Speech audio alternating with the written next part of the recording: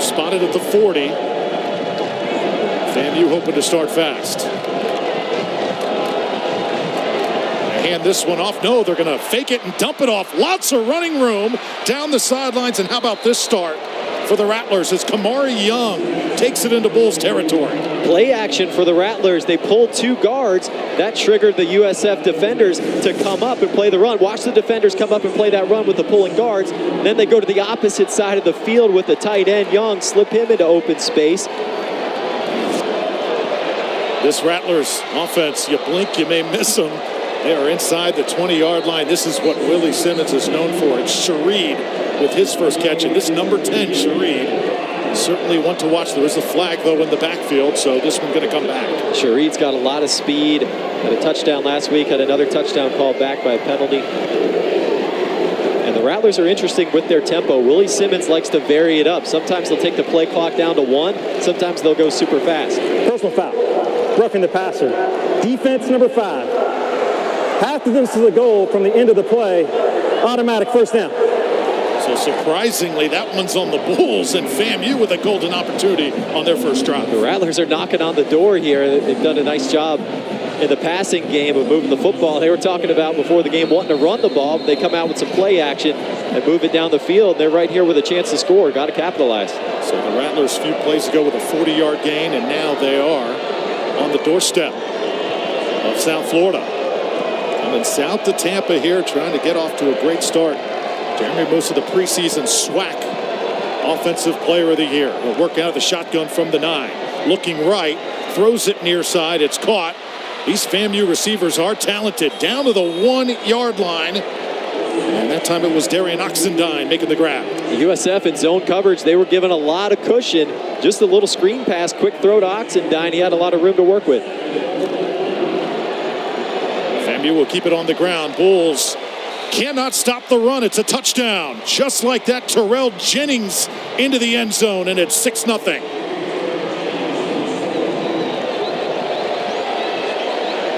Jennings is a big back at 225 pounds.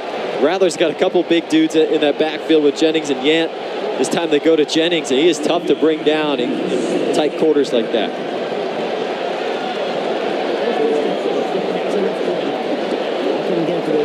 So Florida A&M making an early statement. This extra point from Cameron Gillis is up and good. 7-0. FAMU marches right down the field. And they are up early on the South Florida Bulls. We'll be right back to Tampa in just a moment.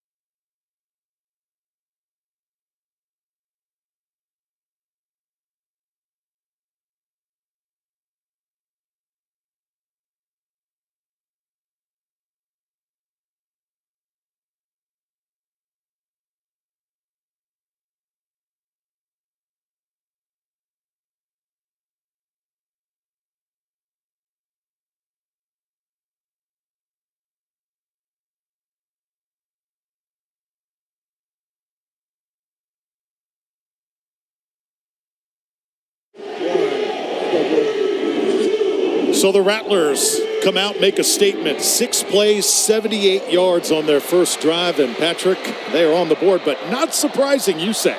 The FAMU looked really good. I mean, they looked really good last week against Jackson State, being able to run the football well. They come out tonight with the play-action passing game, move it right down the field. This is a talented team. Don't sleep on the Rattlers because they have the ability to win this game. And how about Jeremy Musa on that drive? 4 for 4, 79 yards. He was operating the offense very well. They mixed in a little tempo to get USF off guard. Really nice drive to start the game.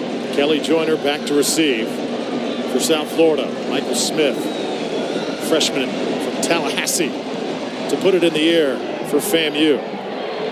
See how the Bulls respond to that opening sequence. So it'll be a touchback. And it'll be the first series here for Byram Brown, the sophomore out of Raleigh, North Carolina. 160 yards on the ground last week against Western Kentucky. Remember, he played well last year against Tulsa and in that UCF game as well. Is he the guy of the future? That still remains to be seen. We'll see how he does this year. I think Brown can certainly be the guy. He's very talented. Started his career completing his first 21 passes. Dangerous with his legs as well. So the Bulls toss it out on first down. Going to get Brown going early, and it's up to the 30-yard line. As Jason Littlejohn, the tight end, is able to take it up. And this USF offense, they move exceptionally quick. Run it. And that's the game plan tonight. Just wear down this FAMU team. It's taken up by Naquan Wright, and he is a load to bring down. The Florida transfer, let's see if he kept his knee up here. He's tough to take down. Look at that contact balance. And they go so quick, we couldn't see it. Brown eludes the attempt on the sack and takes it right up to the 45-yard line. This Bulls team, they will work probably faster than any team in the country. They will. More than 3 plays per minute. They were 3rd in the country last week with that number. Second down, call it 10. Keep it on the ground. Rattlers waiting for the run that time. And there are so many little coaching points that the Bulls work on to go at this tempo. Even which official you give the football to after you get tackled. You want to give it to the umpire or the center judge and get it set quickly. Stanley Mentor made the stop that time. And now Brown, 3rd and 11, is going to step up, take it himself. Can he get the edge? Yes, he will. First down, Bulls, and that'll get the crowd going here at Ray Jack. That's the ability that Brown has to extend the play with his legs. And watch the block by number 1 coming in the left side of the screen. Joffrey Brown, the wide receiver, couldn't see him there, but he got Brown a block that allowed him to pick up the first down. Fresh set of downs here for the Bulls. Brown in trouble, lofts it up, got a man, it's caught. Inside the 20, Sean Atkins, the reliable wide receiver, came down with it. What a catch by Atkins, the former walk-on, laying it on the line for his team. Right back to that line of scrimmage. Hand this one off. There's room inside the tackles and barreling to the 10. Naquan Wright once again. Let's take a look at the catch from Atkins one more time. Watch Atkins here coming across the field. Look at the extension with the right hand. And he's able to get the left hand on it and reel it in. From the 7 now, Brown, man in the flat. He's got him. Joffrey Brown into the end zone. And the Bulls strike right back.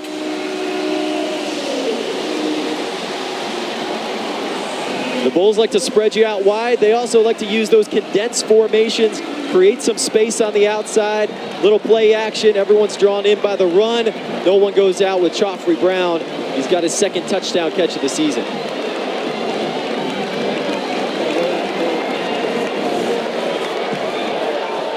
John Cannon on for the extra point. This to tie things up at 7 apiece. It's up and good. 8 plays, 75 yards. Is this offense exciting or what? South Florida, the home debut. They don't want to disappoint their fans for the first time here in 2023.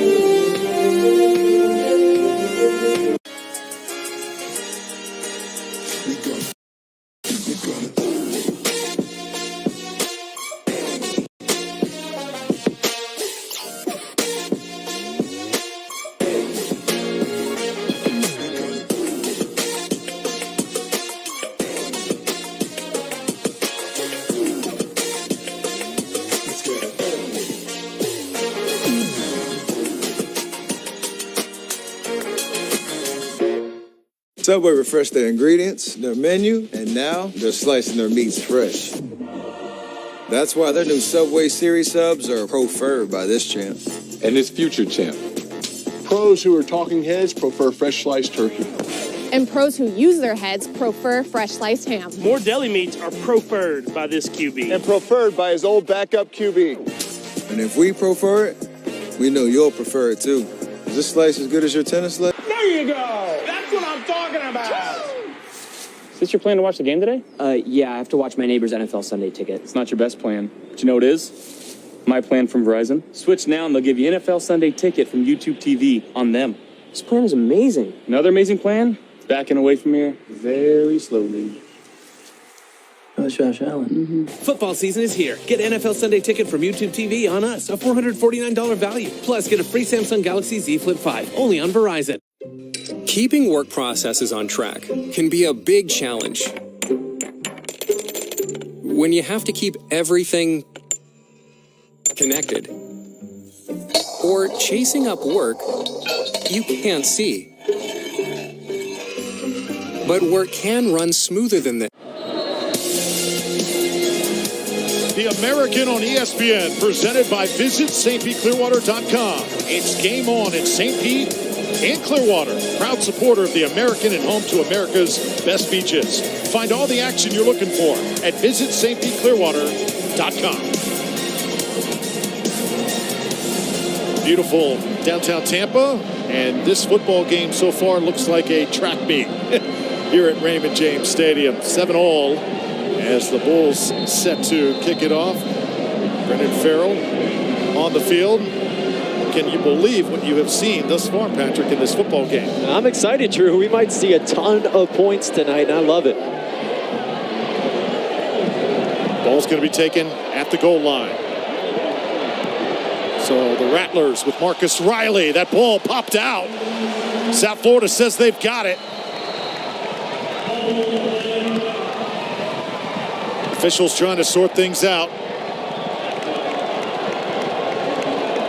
Still a bit of a scrum down there. Who came away with the football? It would be a huge momentum boost for South Florida, and they have got their first turnover here in 2023. That's a huge play for the Bulls to put the offense in great field position. Big play by the special teams. And that was Mac Harris who came away with it, who forced it, popping it out with the left hand.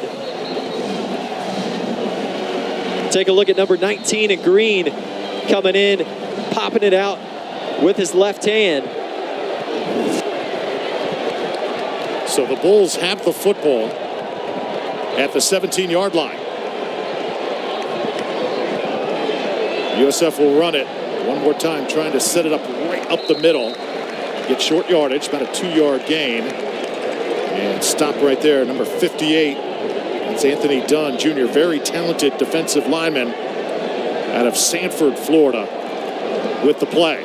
Brown pump fakes one time, throws to the corner, and just overshot it that time. Just a little bit off with the accuracy there. Not quite having the chemistry set up just yet with Naeem Simmons on those little back shoulder throws in the end zone. Michael Brown-Stevens right there on the field, number 6, transfer from Minnesota. 3rd down and 7 now for the Bulls. Michael Dukes in the game, lines up to the right here of Byron Brown. South Florida's got to get to about the 7-yard line here to move those chains. Could be 4-down territory, though, if you are the Bulls. Set up that run off right tackle, and it's going to be Dukes. It's going to be about 2 yards shy here. What do you do here? I'm going for it. You got that turnover. Seems like a game where there might be a lot of points scored. Be aggressive. Go for it. Try to put it in the end zone. So that's what Coach Golish will do here. The crowd likes it. Why not? Nothing to lose. About 3 yards to go here on 4th down. They're going to give it to Dukes. He's going to power forward. Did he get to the sticks? Going to be close. I believe he did. Looks like he got it. The Dukes got some help from the left side of the line. Andrew Kilfoyle, the guard, the Tampa native, with a good block. So 1st and goal now for South Florida. This is Brown. Fakes the handoff, and that's the play they had scouted on film. It worked to perfection last week at Western Kentucky, and number 40, Dre Jones, was waiting for it. Yeah, you see 40 coming in, reads that mesh, recognizes that Brown still has the football, and then you get a whole bunch of Rattlers diving on top. Second down now. Dre Jones right there. Good-looking athlete, 6'4", 260 pounds. FAMU has so many players when they get off the bus. These guys are FBS caliber, no doubt. Here's Brown now, rolling left, surveying the field. And that one's incomplete. Everybody was covered pretty well. And it's going to bring up another third down for the Bulls. And good coverage. Kamani King there on Sean Atkins. Not a whole lot of room for Brown to put that football, and ends up going out of bounds.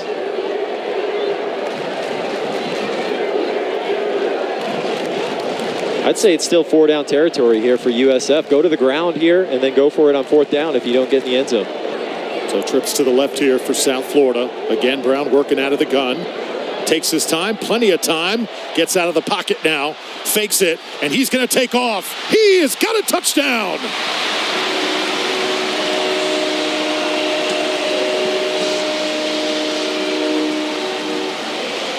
That's when Byron Brown is at his best, when he can improvise, gets out of the pocket. Nothing's there. He makes something happen. Rolling to his left. Watch this pump fake here. Gets the defender up in the air, and that allows Brown to get the corner and get in the end zone.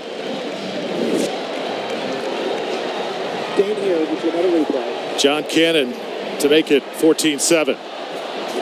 7-play drive that time for South Florida. 2 drives, 2 touchdowns. They're off and running here in Tampa.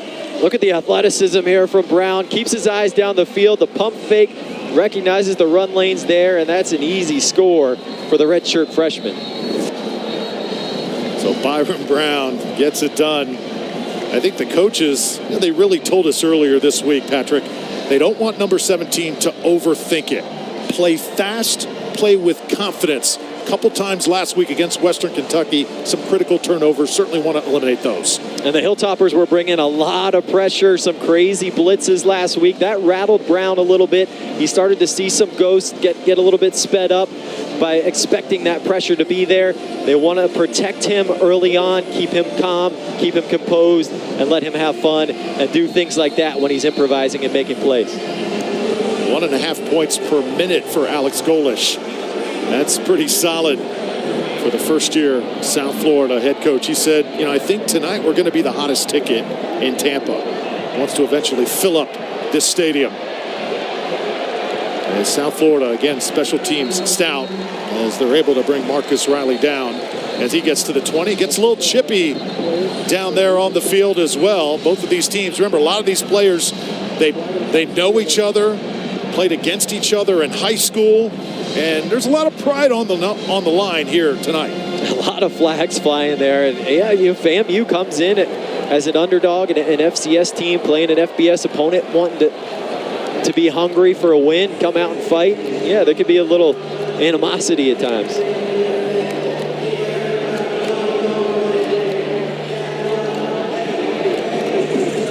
Could be a situation where we just see offsetting penalties here. Kevin Patrick is on the field next to head coach Alex Golish. They're both talking about it. Let's get the call here. There are fouls by both teams after the play. Sportsmanlike conduct. USF number 1. Sportsmanlike conduct. FAMU number 21. Both count towards their ejection, and they offset. It's first down.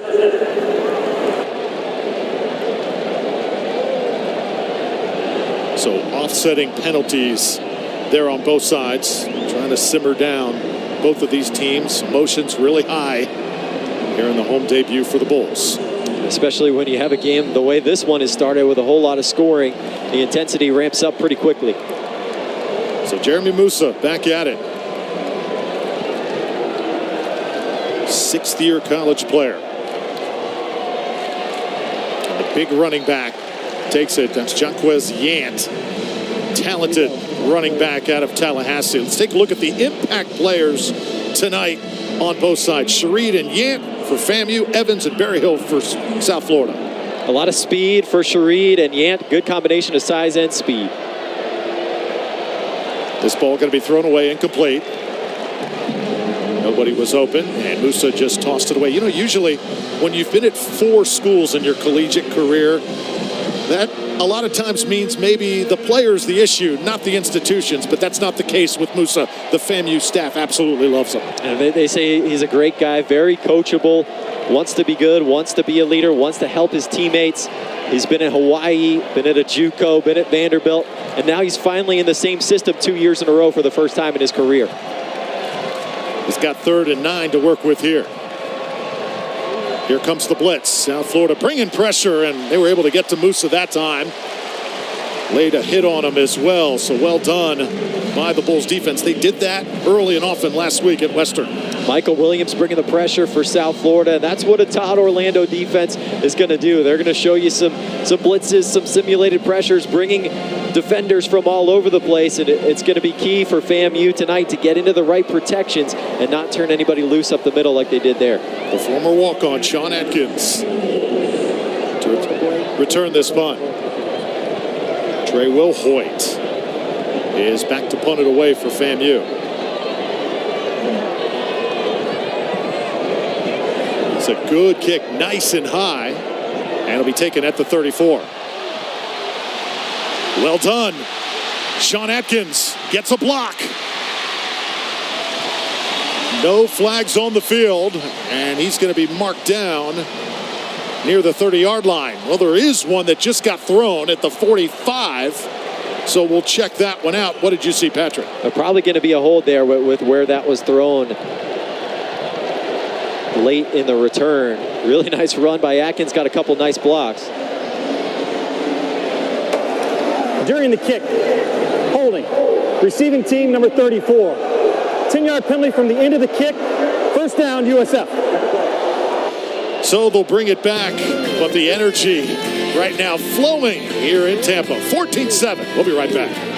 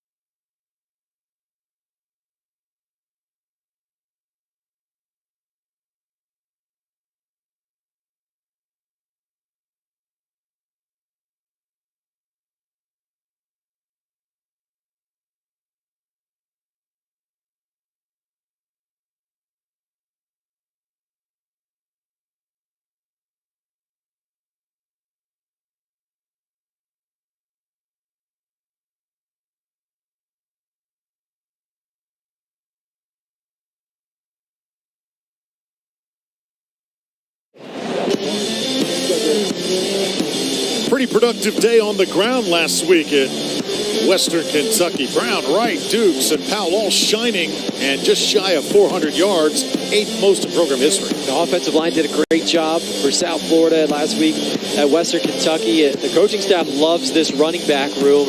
Wright, Dukes, and Powell certainly had themselves a game to start the year. Michael Dukes starts the drive at running back. Byron Brown again working out the shotgun with 4 wide receivers. It'll be Dukes. And Dukes, first contact, surging forward, gets about 4 more up to the 29. They have so much depth in this running back room in South Florida. They even moved a running back to receiver. Kelly Joyner is out there in the slot right now.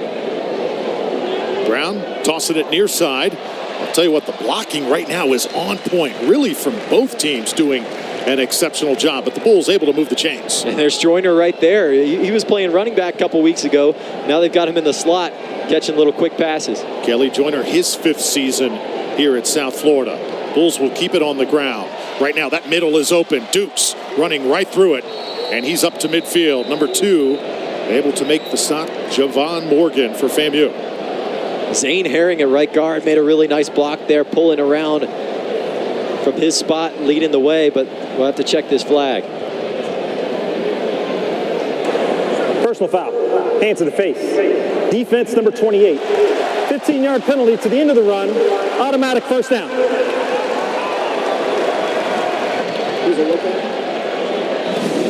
Johnny Chaney Jr., the running back. There he is right in the right side of the screen. You see the hands up on the face. I believe that was Herring that made that nice block on him. He blocked him so well that he had to put the hands up on his face mask to try to get off the block. Right now, these Bulls are moving it. You see the tight end, Gunnar Greenwald, lined up right in front of Brown. 1st and 10. South Florida as they continue to churn yards up. And, you know, we're midway through the first quarter. This is the 3rd possession. We know college football games are shorter this year, more of an on-running clock. But this is how you kind of negate that, running as many plays as possible. Yeah, when you're going as fast as the Bulls are, you're going to get a ton of possessions no matter what their clock rules are.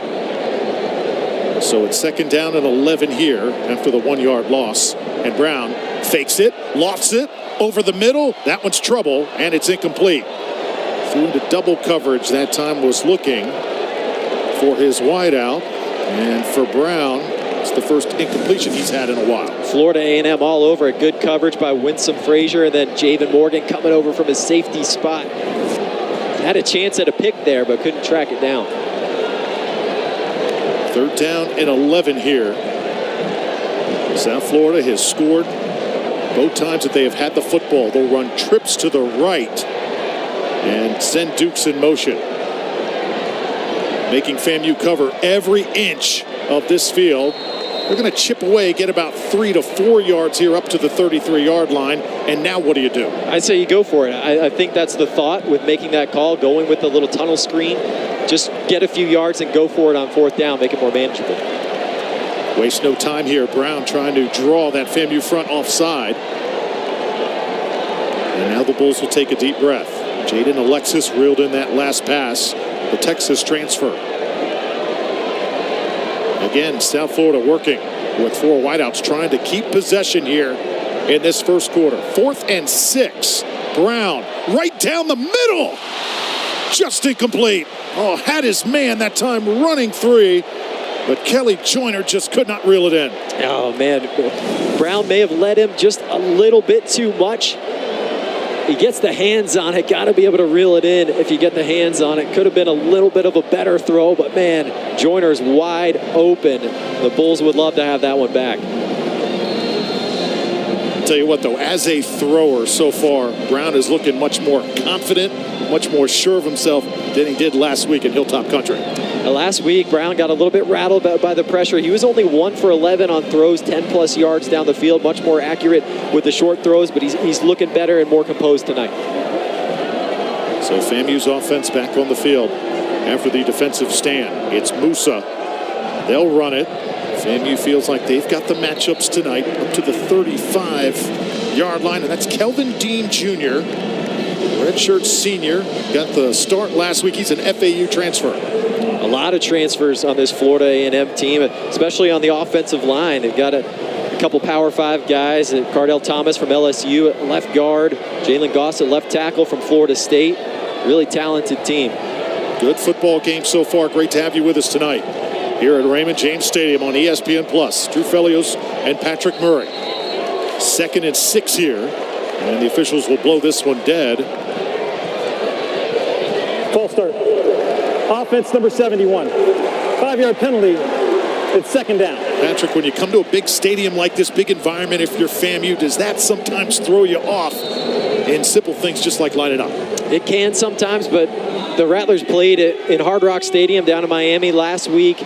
They've been in some big moments. They played at North Carolina last year. It shouldn't rattle them.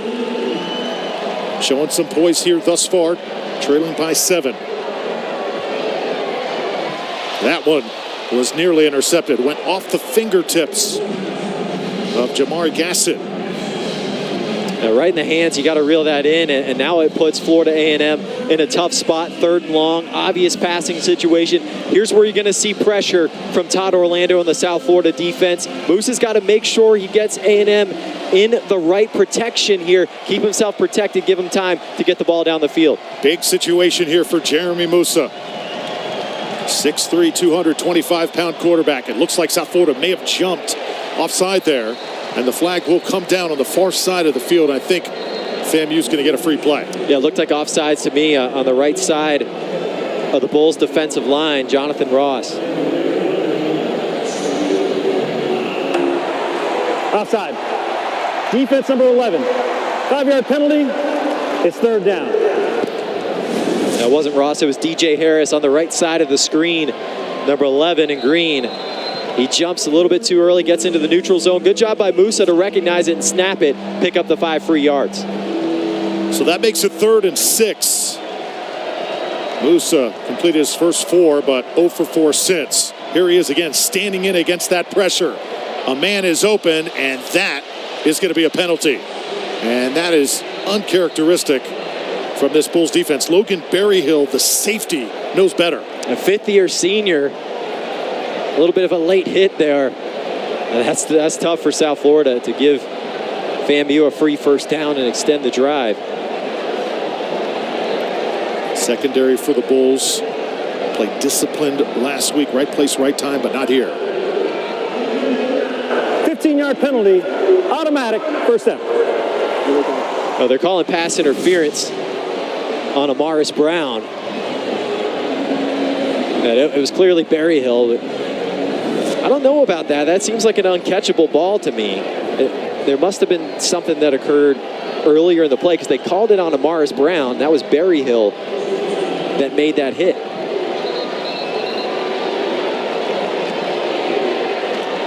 So that's 2 penalties here by the South Florida defense, keeping this FAMU offensive unit on the field. Yeah, that's brutal for the Bulls. I mean, you can't have that. You've got them in a 3rd and long situation where you can get off the field, and you give them a first down with 2 penalties. Now the Rattlers see if they focus here on the ground game once again. Fake it. Musa trying to stand in. They're coming. Great job getting it off. Again, the Bulls defense feasting as DJ Gordon able to wrestle down the ball carrier as Jeremiah Pruitt caught it that time. Good pressure. Jason Vaughn coming off the edge. And Musa does a nice job here to get out of the way enough to get that ball off and prevent the sack. Jason Vaughn, 6'5", 3 sacks in that Tulane game last year, but only 5 all season. Need more consistent performances from him here in 2023 if you're South Florida. 2nd down, 11. Musa again standing in. Intercepted. Trying to set up the return, South Florida forcing another turnover, and that's how you make up from committing a penalty if you're Logan Berryhill. Yeah, there's the 5th-year senior Berryhill, right place at the right time. Just an inaccurate ball from Musa. A little bit of pressure in his face. Maybe that got to him. He's well off target, looking to go up the seam, and Berryhill is right there. Overthrows tend to turn into interceptions numerous times, and South Florida able to get the ball back to the offense. I'll tell you what, so far, just the activity with the defensive front, Patrick. They are all over the place. They didn't get any sacks last week, didn't force a turnover tonight. They are feasting. They were still getting some pressures last week, and they're getting a lot more pressure tonight. Brown looking for the screen, and just nothing happened that time with Naquan Wright. Flag will come down there. This could be on FAMU. Personal foul. Hands to the face. Defense number 28. 15-yard penalty. Automatic first down. That's the second hands to the face penalty on Chaney. He had one on the previous drive, and he couldn't believe it. He's turned to the sideline with his hands up. You look for 28 coming in from the left side, right in the middle. Yeah, he's got the hand right up there in the face, grabbing the face mask of Donovan Jennings. He's going to have to stop that because he's costing his team a lot of field position. Johnny Chaney, the junior out of Orlando. And the defense for FAMU penalized again. First down now for the Bulls. Already with a 7-point lead. Brown will fire it. Has a man out there all by himself. And he is unable to reel it in. Jason Littlejohn, that's one he's going to want to have back. But the throw, to his credit, was certainly not on point. Littlejohn just wide open on a wheel route. You got to put it on him. Leaves it behind him. And he doesn't have a chance to adjust to it. Man, Brown, maybe he just got a little bit too excited seeing how wide open he was. Rushed it a little bit and leaves it short. Remember, Brown working with a lot of new pieces on that offense, though, isn't he? A lot of transfers coming in, a couple freshmen in, trying to figure things out and get some chemistry with these guys. And slowly building. South Florida again using the screen pass, and that's good game tackling there by the FAMU defense as we get ready for our Regions Bank impact players on the field. Anthony Dunn, quite a defensive performer for FAMU. Yeah, he had 2 sacks last week, 3 sacks in the final game of last season. Isaiah Major, their leading tackler at Mike linebacker. Naquan Wright, the Florida transfer running back, and Joffrey Brown at wide receiver had an 84-yard touchdown catch last week. So Bulls running it on third down, as that was Naquan Wright at 111 yards last week in their opening game, and a fourth down again for the Bulls. They're going to have a lot of these when you run an offense like this, and fourth down conversions probably going to be something that's a lot more plentiful than third down conversions if you're South Florida, the way they run their offense. Alex Golish wants to be aggressive with fourth downs in the opponent's territory. They'll run it. Brown tried to sell that fake, and I'm not so sure he got to that marker. It looks like he's going to be just shy. I don't think he got it. Florida A&M did a really nice job up front on the D line of just holding that line. They may have given him a couple yards, but then they stood strong. So it's another defensive stand. On the field is a runner short of the line to gain to change the possession. First down, FAMU.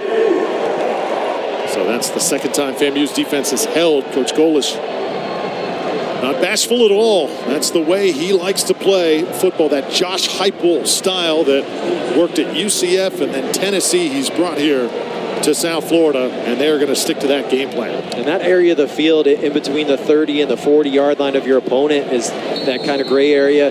Too close for a punt, too far for a field goal. He's going to always have the aggressive mindset of let's go for it on fourth down.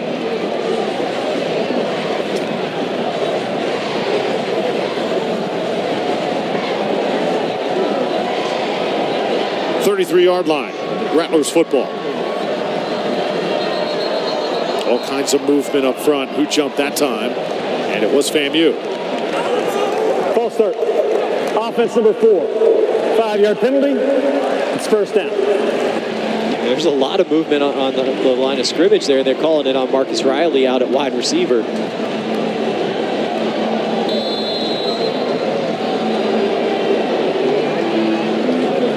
Cold start so far for Jeremy Musa.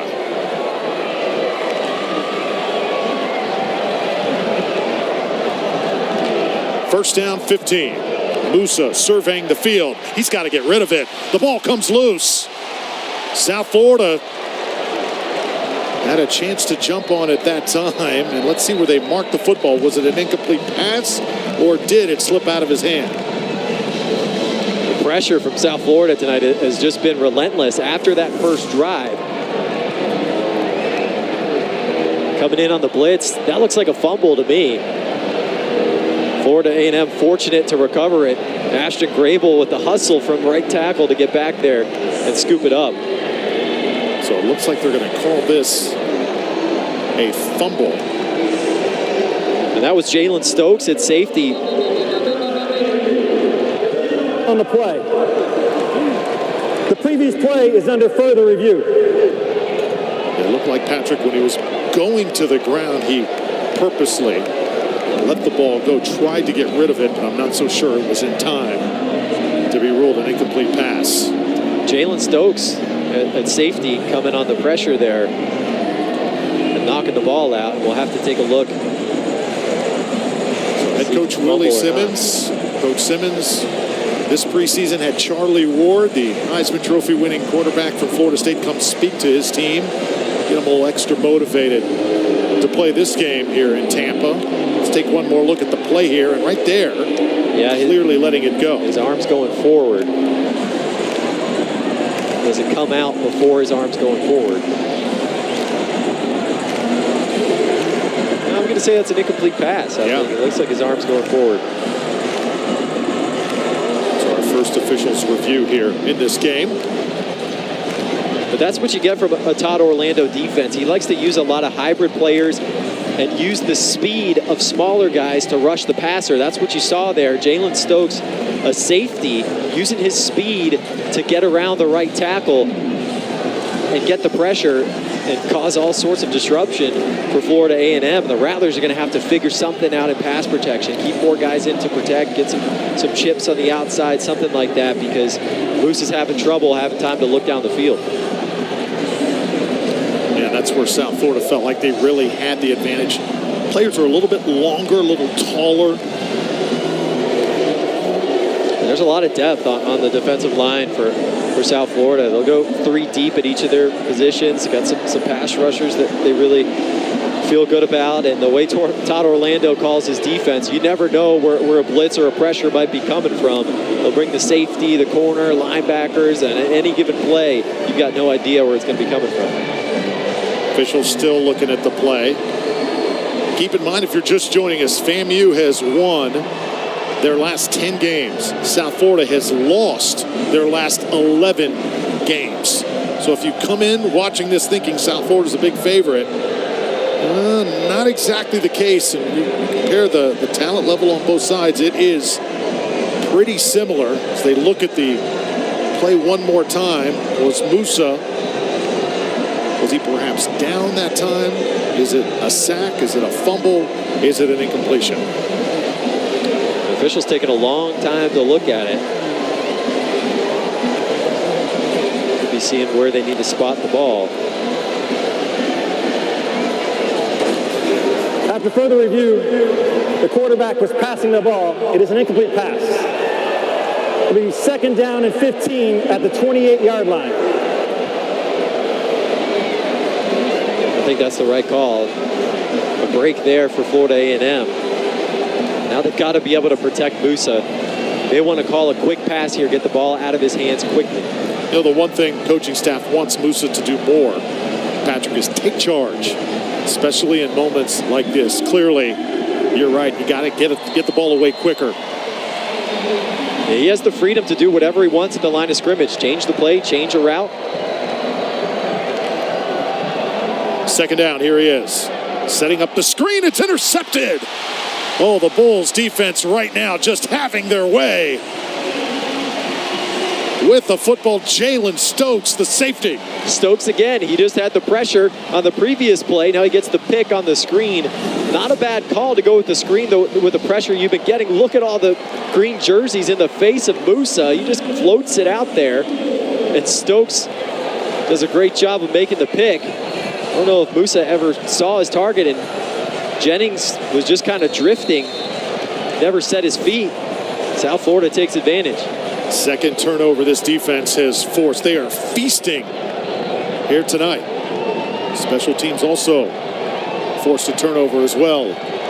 That's the first interception right there for number 21, Jalen Stokes. 1st down and 10, Byron Brown will go back to work. South Florida trying to strike quickly. Oh, that looks like it could be a face mask as Dukes was absolutely dragged back, but no flag on the field right now. It may have been just the jersey that he grabbed him by. It looked a little bit rough. How about this formation here? Brown comes near side with it. It's Atkins. Well, he is really good after the catch, Patrick. Atkins is very shifty, not the biggest guy, but he's got that quickness, the agility. Got a nice block from Naeem Simmons on the outside, too. Once more, it's Dukes. Runs into the pile, gets bounced back just a bit, and is able to get about 3 there on the run. A good pursuit from Anthony Dunn Jr. He's been the best defensive player so far this year for Florida A&M. And head coach Willie Simmons says he's even more talented than Isaiah Land, who's playing with the Indianapolis Colts right now, the former Rattler. Dukes one more time, just following his big offensive line on that left side. Big Andrew Kilfoyle, number 75, Donovan Jennings, 73, and Mike Lofton, the safety, 65 out of Clearwater, right now paving the way. A trio of guys from right here in the Bay Area. So, 1 quarter in the books. Fast and furious here at Raymond James Stadium. FAMU struck first. South Florida came right back. It's 14-7 to the second quarter we go on ESPN+.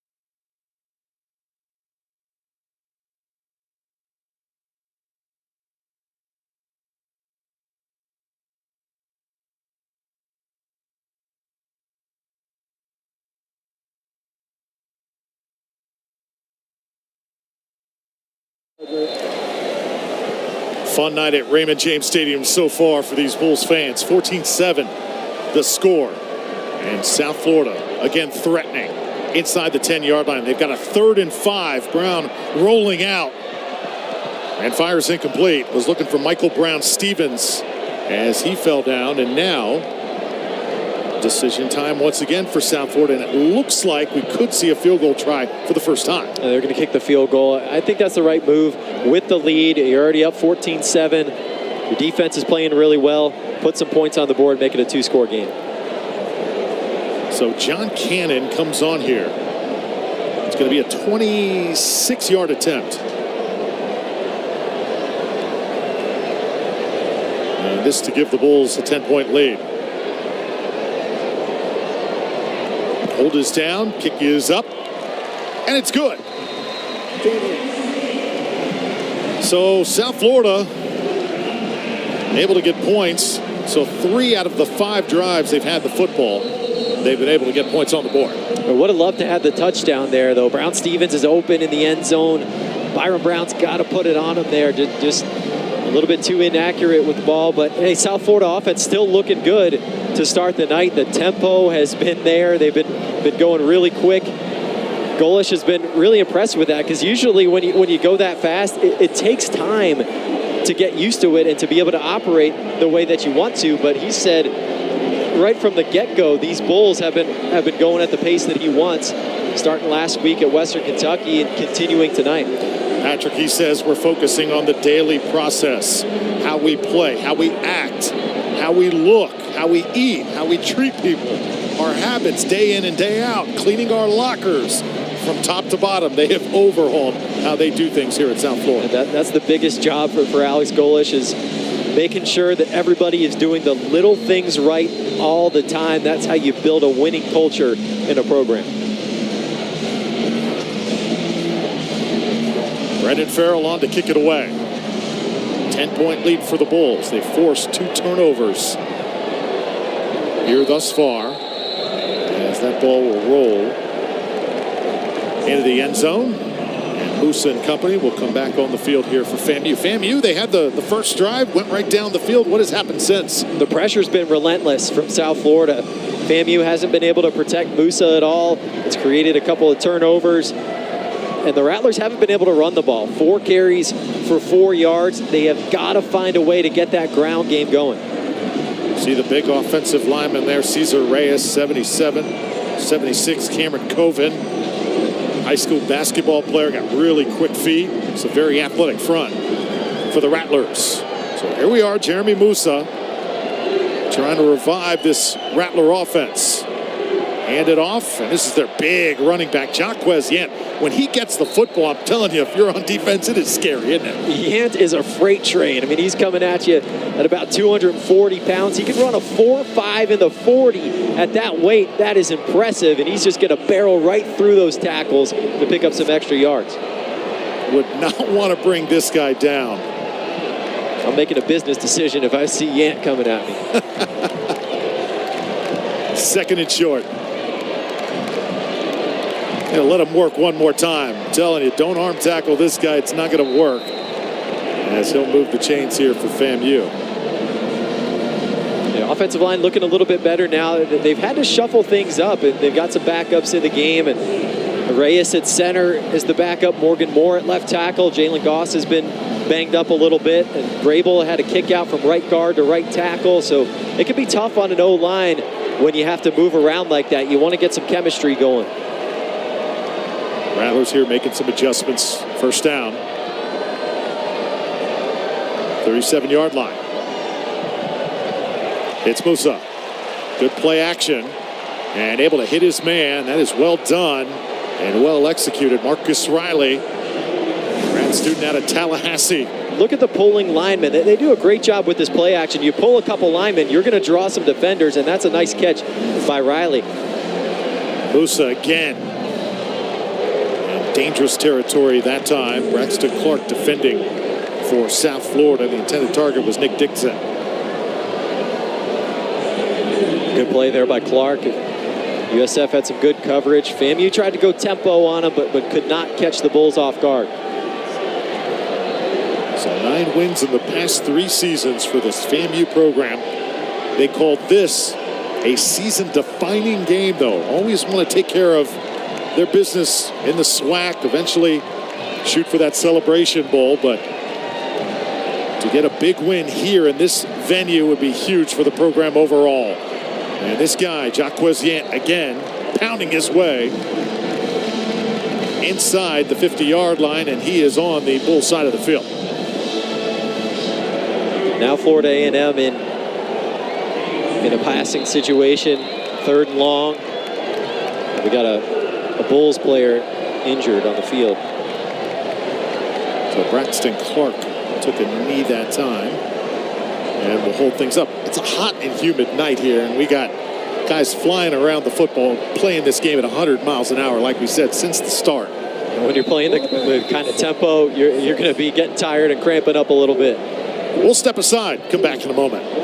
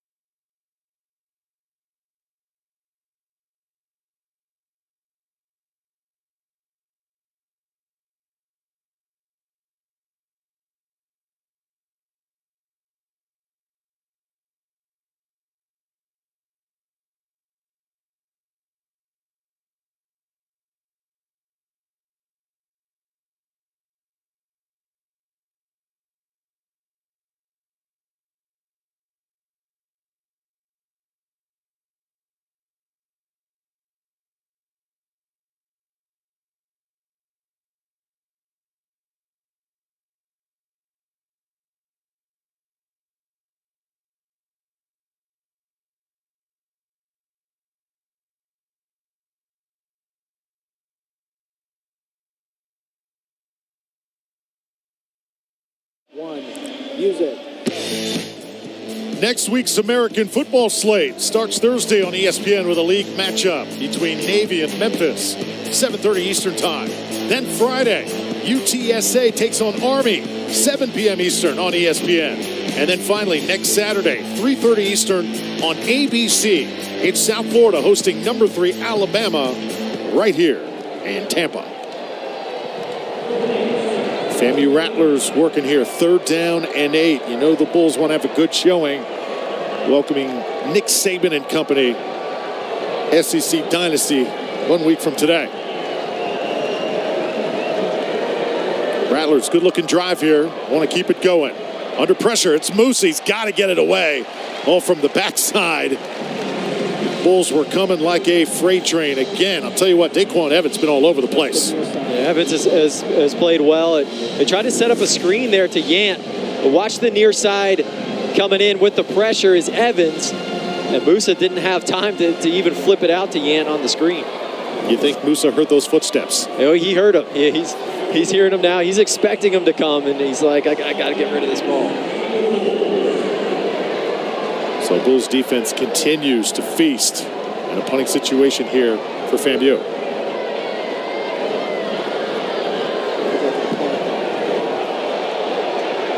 And a flag's going to go down here. Looks like the punter may have been rough that time. And Sean Atkins squeezes it, but FAMU could get another opportunity here, and this would be another uncharacteristic penalty by the Bulls. Punter went to the ground, and that's going to be a 1st down for Florida A&M.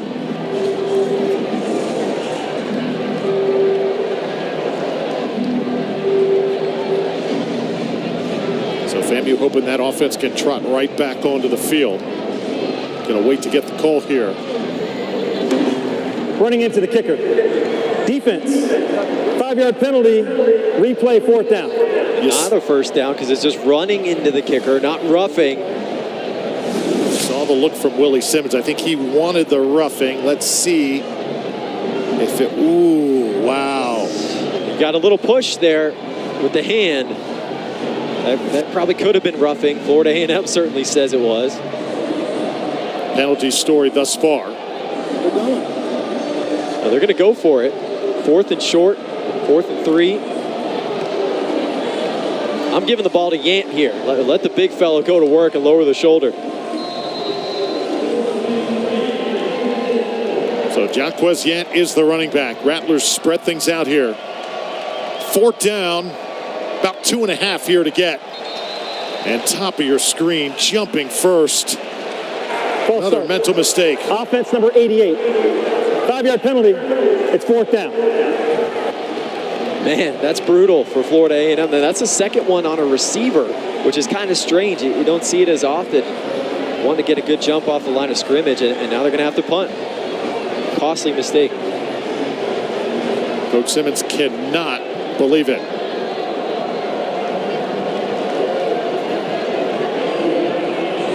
So a golden opportunity gets away here from FAMU. And once again, the Rattlers will punt it away.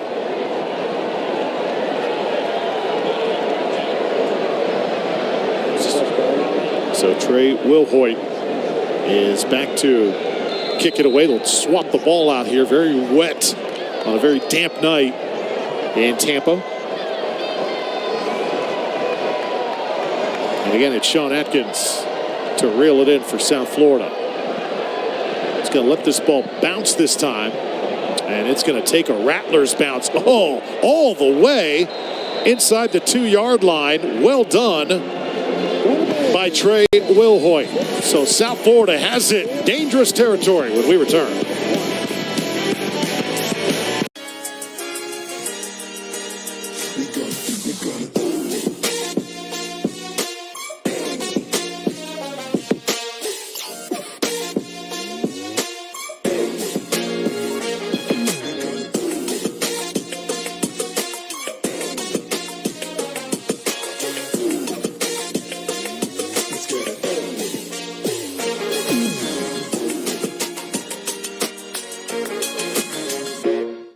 Bringing in a new roommate to save money, is that the plan? Yeah, say hi to Glenn from work. I think I have a much better plan. We switched to my plan from Verizon for just $25 per line. Wow, way better plan. Save with my plan starting at just $25 when you bring your own phones. Guaranteed for 3 years. It's your Verizon.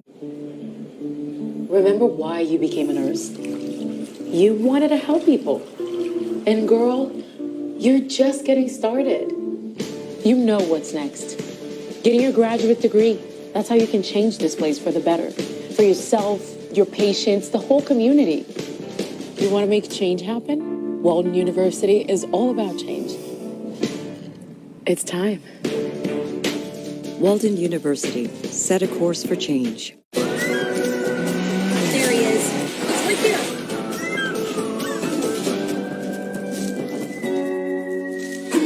Cover more ground in the Kia Sportage Turbo Hybrid. Kia. Movement that inspires. Sometimes I need to paraphrase. It's easy to make your work clearer and more concise. They're still your ideas, just shorter. We'll definitely stay under the time limit this time. Better. Now, the biggest part of this assignment is making the pitch compelling for the judges. You can use Grammarly to make your sentences more engaging, confident, and persuasive. This is perfect. 94% of students say Grammarly helps improve their grades. Download Grammarly for free. For over 115 years, parents have turned to Boar's Head to craft exceptional lunches. With the flavors your kids love and the uncompromising quality you expect. At Boar's Head, we put extra care into everything we make, cutting crusts, not corners. Because the body of work for Alex Golish up in Knoxville, which led him to this job here at USF. And Patrick, I know you've got some history with Tennessee volunteer country, don't you? I'm a Tennessee grad. Spent a lot of years in Knoxville. Love it up there. And great fan base in Knoxville. And Golish gave them a lot to cheer about. Broke a ton of school records. Sent some guys to the NFL. But the biggest thing that they care about in Knoxville is he beat Alabama. And Tide coming here to Tampa next week. Dangerous territory here for South Florida. Solid night thus far for Byron Brown, sophomore quarterback out of Raleigh. Bulls have run the football effectively and set up the pass as well. Just trying to get it out to reasonable territory here, as we'll get about 3 near that 5-yard line. That's all you need right there. So just give yourself a little bit of breathing room where you don't have to worry about as much about the safety. K1 Powell, the ball carrier that time. Gonna let him work one more time. A little bit slippery in there. 5'9", 205 pounds. Sophomore out of Vernon, Florida. USF may just run it again here and play conservative with a 10-point lead.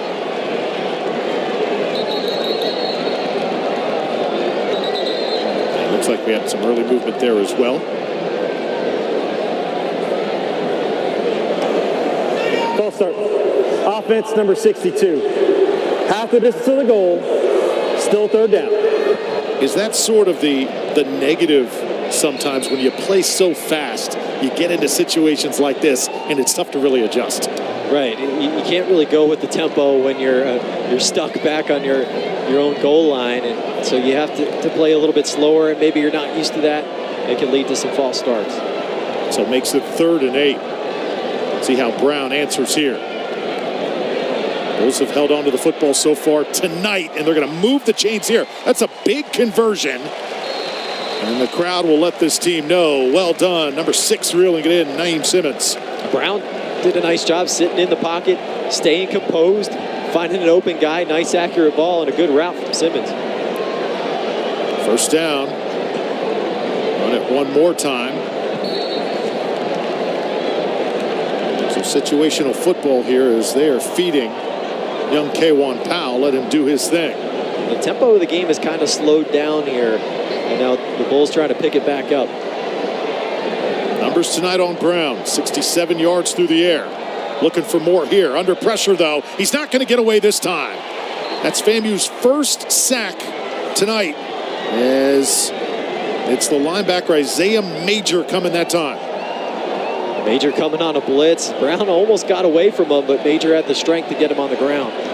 So coming off a sack, 3rd and 16, Bulls still rush up to the line. Quick to snap it. Well, they're going to take a look at the defense here, see what they've got, try and get the right play called to get it beyond the sticks.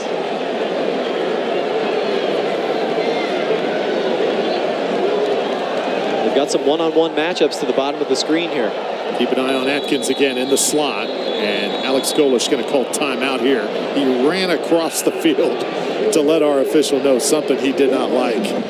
17-7 your score, under 10 minutes to play here in the first half. FAMU still fighting here in Tampa.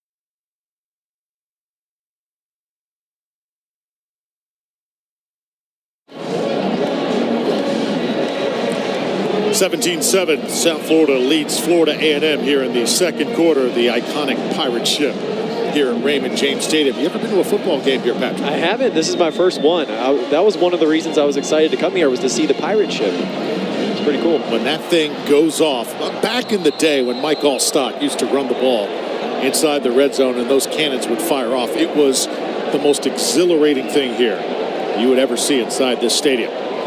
3rd and 16 now for South Florida. Brown going to step up. Got a lot of room here on this near side. Goes long with it, and it's incomplete. South Florida asking for a pass interference penalty, but Jason Littlejohn was really tight in coverage that time. Well, a lot of times you see pass interference called on plays like that where it's underthrown and the receiver has to come back to the ball. The DB's in the way. Kamani King gets his head turned around, though, and tries to play the ball with his hand. That may have been why they didn't call it. Alex Golish is livid right now on the sideline, giving the official an earful. So punting situation for South Florida. Andrew Stokes lays into it. It's a high kick. And it's going to take a Bulls bounce down to the 43-yard line. Andrew Stokes, the punter for South Florida. Very interesting story. 29 years old. Oldest player on the team by far. One of the oldest players in college football across the country. Stokes is older than one of the coaches. The offensive line coach, Tyler Hudenick, is 26 years old. Their punter's 29. That's college football for you in 2023. Yeah, for sure. So Jeremy Musa back on the field. What does he have to do to get this Rattler offense back on track? Well, the Rattlers have got to get back to the ground game, get the ground game going, and then play action off of it, and they have to find a way to protect Musa. He's been under fire all game. So you see in motion there, Kamari Young, Musa. Again, just that pressure just caves in on him.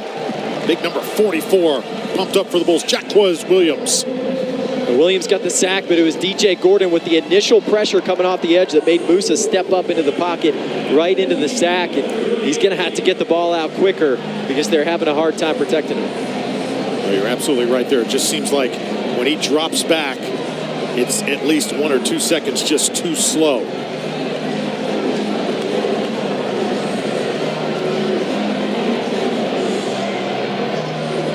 Coming up on 8 minutes to play here in the first half. South Florida, 10-point lead. FAMU has not scored since their very first drive. Here's Musa. Quick throw. That's what they need more of. It's reeled in and taken down hard. Trevante Davis able to make the grab and move the chains. That's exactly what they need. Good quick decision from Musa. Accurate throw. Needs to do it again. And he will come near side with it this time. John Murray Shareed, so talented, as Amaris Brown right there with him. And the automatic flag going to come out. I think the gesture that time is going to provoke the penalty. The throat slash from Amaris Brown. He's going to be hearing it from Alex Golish. After the play was over, sportsmanlike conduct, taunting, defense number 9, his first 15-yard penalty, automatic first down.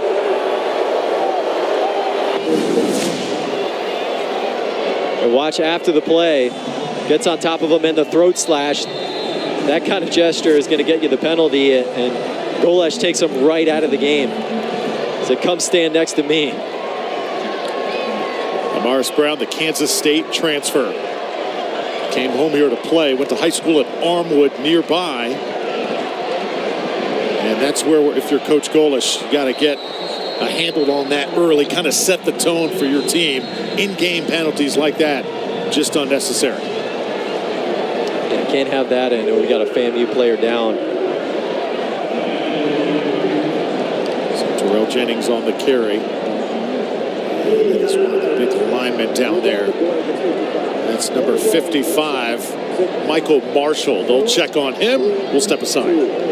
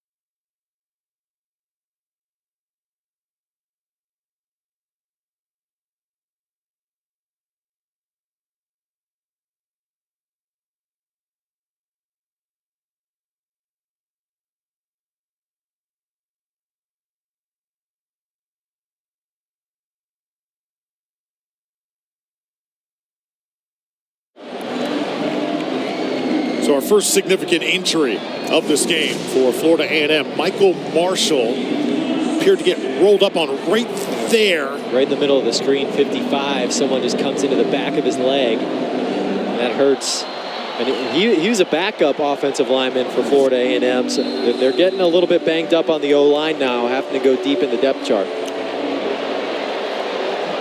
Second down and 5 now. Terrell Jennings, the running back here for the Rattlers. Jennings gets the carry. And once again, good tackling. Good job of plugging the gaps by these USF defenders. Tramel Logan, the first one there. South Florida has been winning the battle up front all night long, whether it's the pass rush, getting to the quarterback, or in the run game, holding Florida A&M to just 1.9 per carry. Saw big Lloyd Summerall, 99 in green. USF coaches feel like he is the most talented guy on that side of the football. Former 4-star recruit, transfer from Florida. He's got the size and the length and the speed. So timeout going to be called once again. USF, their second to 32nd. So a short timeout here called for Musa and FAMU to take a deep breath here. Critical moment in this game. 10-game winning streak for the Rattlers, and that is one of the best in FCS football right now. And hard to believe South Florida has not won a game in 11 tries. Just 1-11 last season, but they've got a fresh start with a new coaching staff coming in, invigorating this program with their recruiting, their attitude, the offense, certainly. South Florida looking to snap that losing streak that stretches back to last September. Just worth mentioning, Alabama comes in here next week. That game's right here in Tampa on ABC. Right now, Nick Saban's bunch losing to Texas 13-3. So we'll continue to keep an eye on that one. And if you're South Florida, you want Alabama to win that game because you do not want an angry Tide team coming off a loss coming in here. 3rd down 6 for Musa. Pressure coming again. Great fake. He sold it beautifully. Able to dump it off. And how about this? Inside the 10-yard line. Could not have been designed much better than that. Kobe Gross, the redshirt senior tight end. The play action has worked well tonight for Florida A&M. You get the run fake, draws the defense inside. Watch all the defenders flowing towards the football, and then you slip Gross out there into open space and move the chains. First down.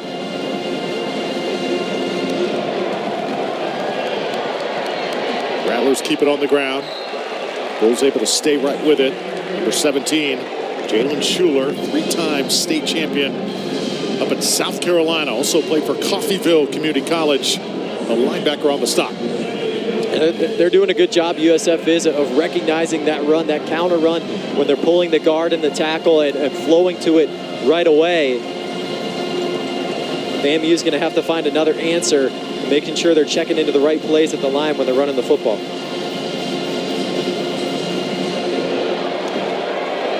Musa on second down, stands in, has a man in the end zone, looking for the football, couldn't find it that time. A flag is down in the middle of the field.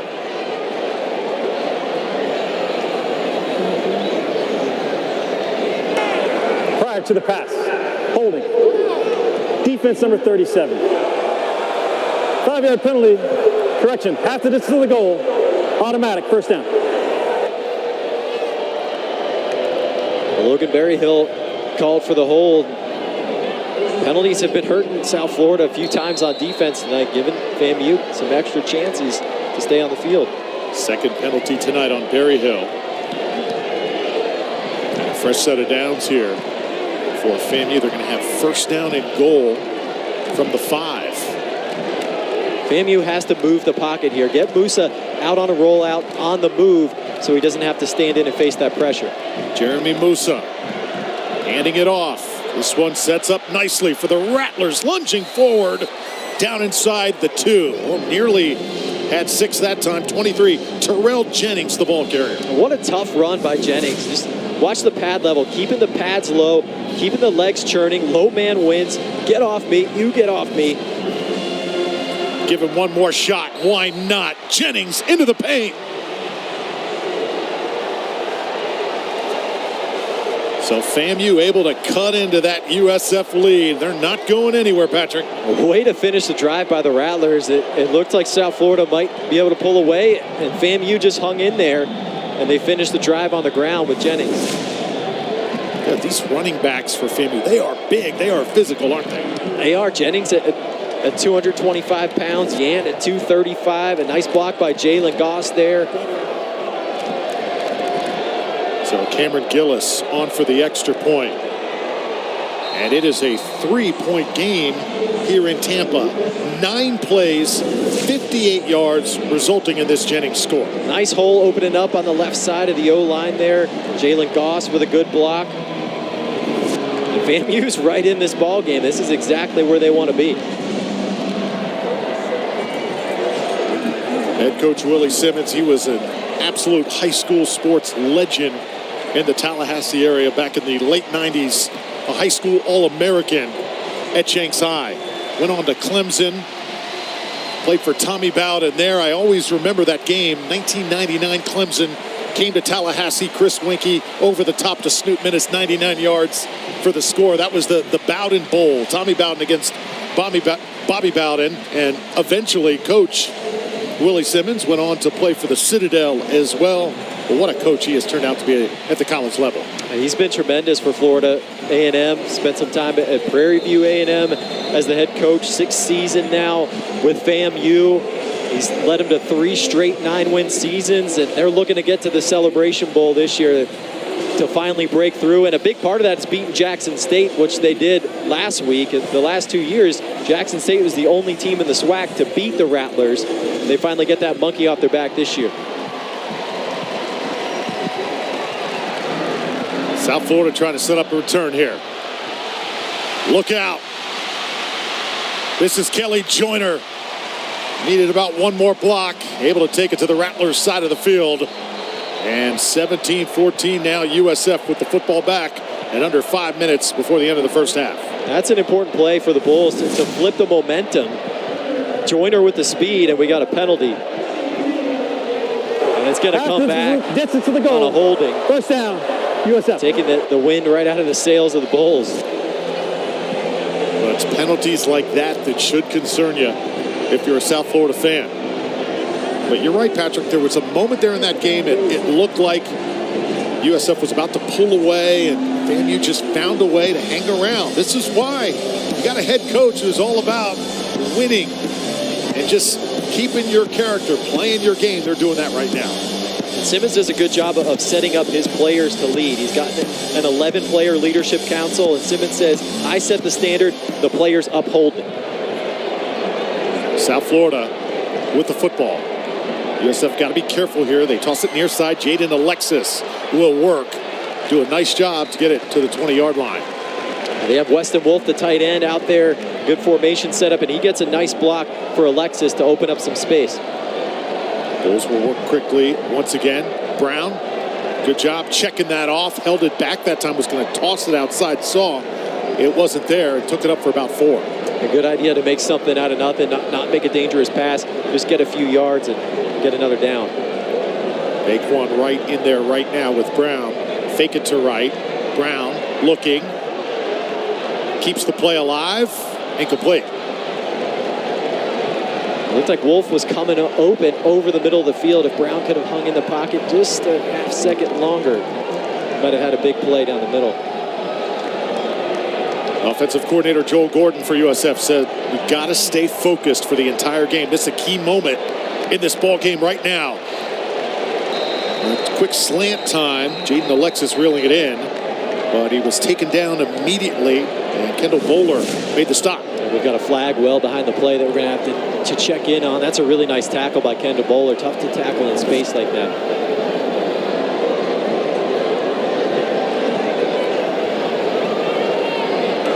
Legal substitution.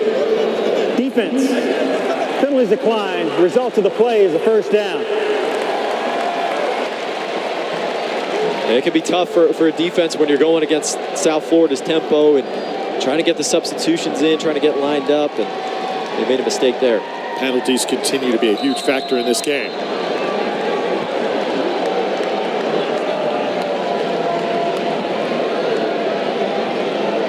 First and 10. Byron Brown snapped a little bit late that time, and we're going to have some early movement here as the quarterback was dragged down there as well.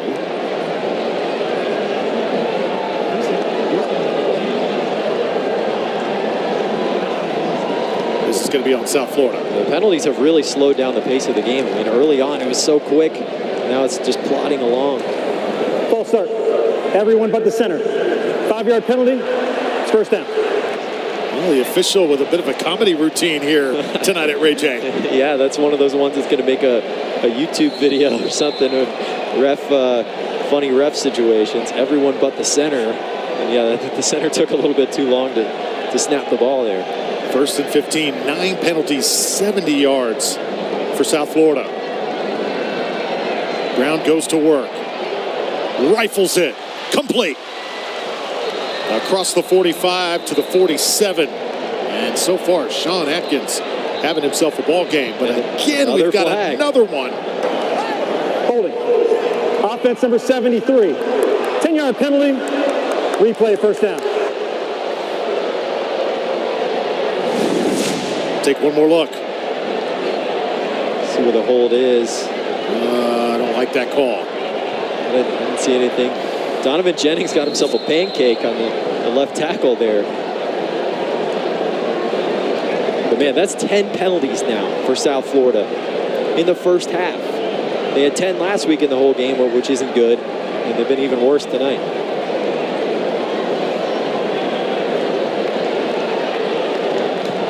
So now first and 25. Major setbacks here for this young USF offense.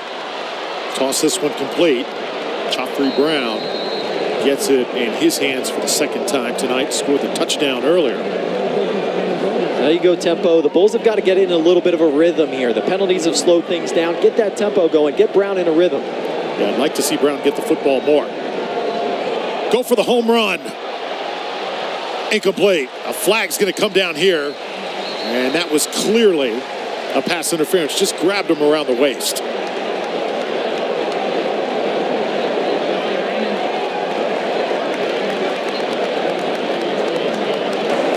Pass interference. Defense, number 4. 15-yard penalty. Automatic. First down. Penalty after penalty, and 6 for Florida A&M.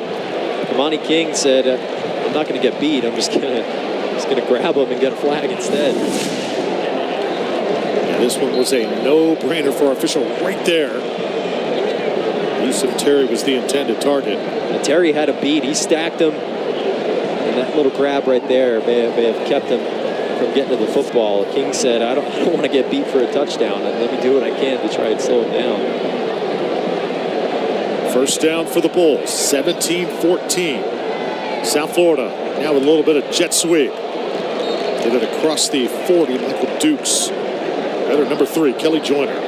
Ball carrier that time. Big block there from Naquan Wright out in front, but the defender was still able to reach out and pull him down.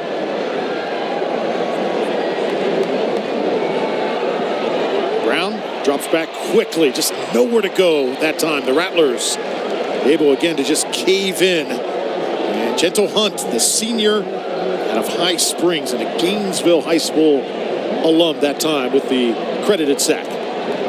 Byron Brown wanted to go to Joffrey Brown, but Lamar Clark did a good job of dropping underneath that and taking that throw away. Third down, quick throw. Well done by the Bulls. Oh, good job staying on his feet. Naeem Simmons. Big play from Simmons. He's short of the sticks on third down, and then he fights, drives the legs to get out of that tackle and pick up the first down. That's demoralizing if you're FAMU. You had him in the grass that time. He just manages to get away. And this time of year, as Morgan is the player down here for FAMU, was he in the grass? No, clearly able to stay on his feet. Really nice play by Simmons to break out of 2 tackles there and make sure he can move the chains. And now Lovey Jenkins getting looked at by the trainers. So it's hot, it's humid, a lot of plays being run in a game like this time of year. Patrick, it's also not surprising to see a lot of cramping going on throughout the night. Florida A&M dealt with some cramps last week when they were down in Miami playing Jackson State, and they're used to the heat in Tallahassee. It's just one of those things. If you're playing a bunch of plays and it's this hot, it's going to happen sometimes. Coaches jokingly said earlier this week, you come to FAMU, you don't have the luxury of all these training tables and all these extra things on the sideline when you come to FAMU. You just come, you play football. You don't have anybody handing you food as you're walking off the field and charting everything that you're eating. So you got to take care of yourself. You certainly do. But they love it that way, and they get players that love football. And that's the key for Florida A&M. The defensive coordinator, Ryan Smith, was talking about it. Every guy that we get, you better make sure he loves football. Got some incredible tradition up at Tallahassee, what they've been able to do over the years. First down, backwards pass this time, trying to set it up. It's caught. Executed perfectly. Sean Atkins finding Michael Dukes. First down and goal. With nice patience by Atkins there, just sitting, making sure he comes open. And Dukes is looking like he's hurting a little bit. That was a 40-yard gain. They're going to have to stop the game here. Dukes clearly shaken up.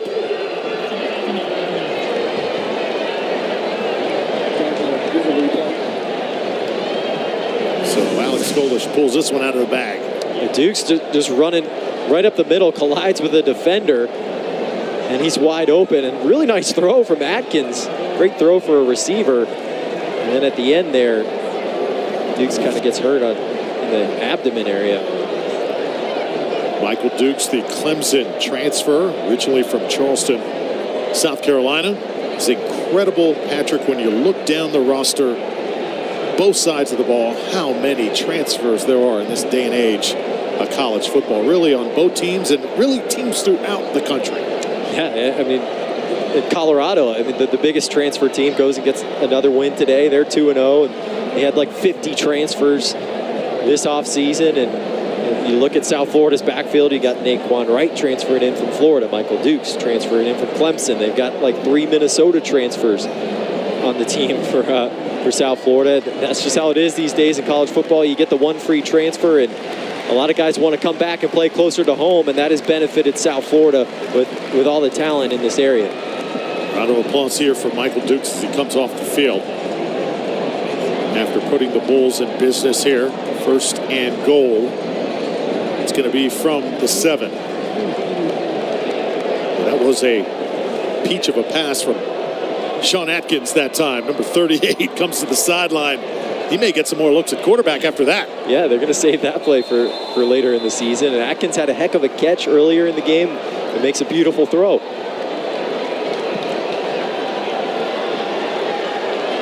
So now Byron Brown leading the Bulls. Fakes it.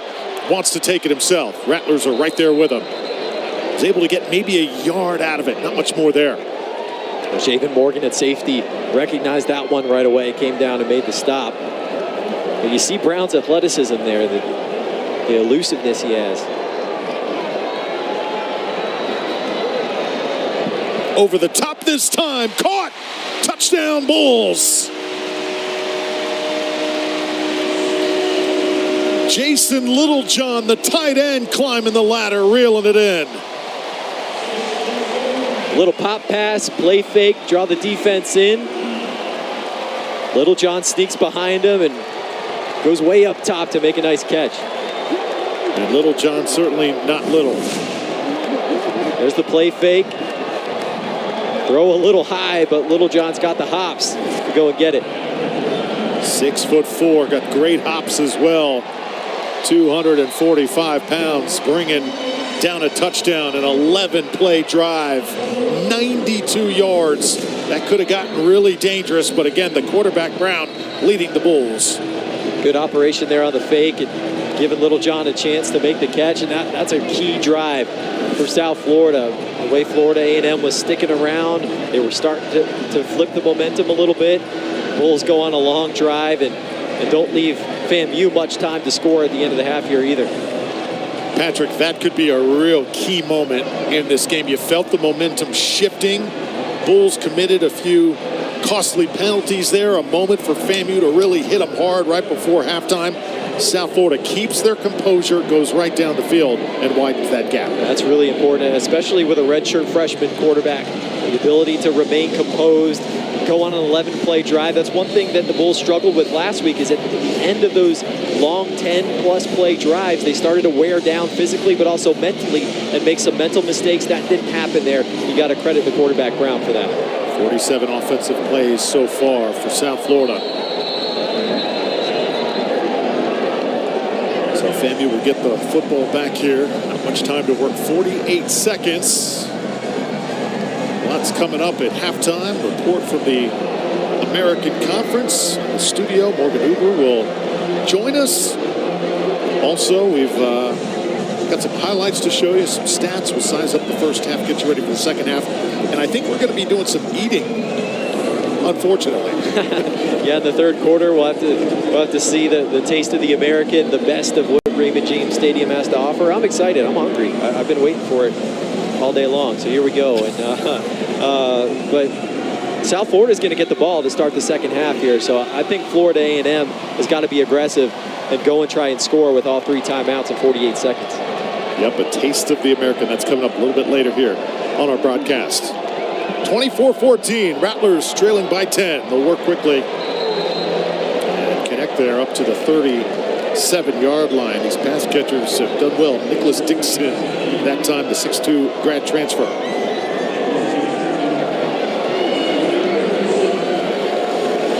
Clock continues to run. Down the sideline, wide open. He'll take a shot, but it pays off for FAMU. Some words exchanged too afterward there, as that is number 4, Marcus Riley. Really good throw there from Musa, fitting it in between the corner and the safety. Jones a little shaken up for the Bulls. Will Jones, the safety, delivering the hit, but maybe got the worst of it that time. Here's Musa. Gets out of the pocket, down the field. Oh, the Rattlers showing some composure here.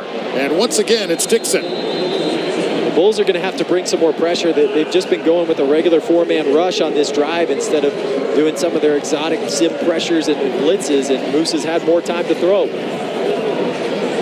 I'll tell you what, that is impressive right there. 3 plays, bang, bang, bang, and you're in field goal range.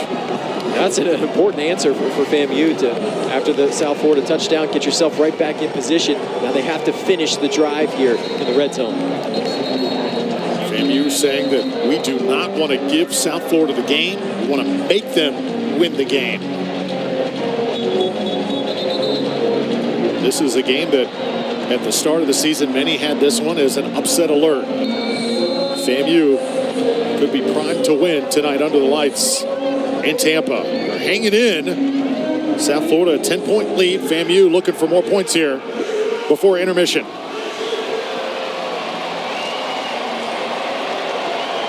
First down.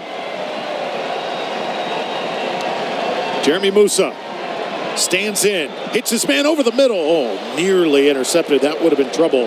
Shareed was the intended target. The 5'7" receiver, usually sure-handed. I got to hang on to that. That was a big opportunity for FAMU. South Florida brought the blitz. Musa did a good job of getting the ball out quickly. They had Shareed in space. He may have scored on that if he hangs on to it. What do you like here, Patrick, on 2nd and 10? You got to protect it and get the ball out quickly. I'd like to go back to Shareed if you can get him in space again. He hasn't done much tonight, but he's your fastest guy.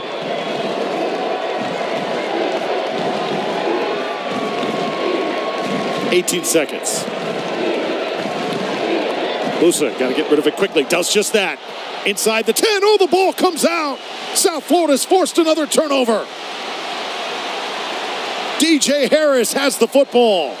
And again, the Bulls dodge a major bullet. Oh, huge play from the South Florida defense. They've been all over the place tonight, whether it's pressures, turnovers. Give credit to the Bulls D. Good completion. And then on that hit, it just comes out. Good pickup by Harris to pick up some extra yardage.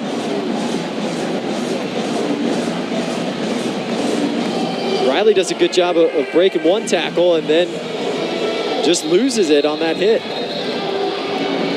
DJ Harris, the Texas transfer, played in only 3 games in Austin.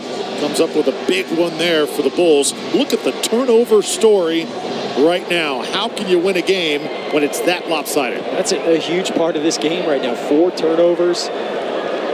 Florida A&M's only down 10. Expect to be down a lot more than that with 4 turnovers. Final play of this first half. South Florida will take a 10-point lead into the locker room. Alex Golish will rally the troops, head off the field, talk about it. A wild first half from the start. Lots of penalties, though. They'll look to shore that up as we look forward to half number 2. South Florida's got to cut down on the penalties. It looked pretty good offensively, but the defense has been the story for the Bulls. Getting pressure on the quarterback, force some turnovers. Got to keep doing that. Halftime festivities coming up from Tampa. The Bulls leading by 10, 24-14. Great to have you with us on a Saturday night in the American.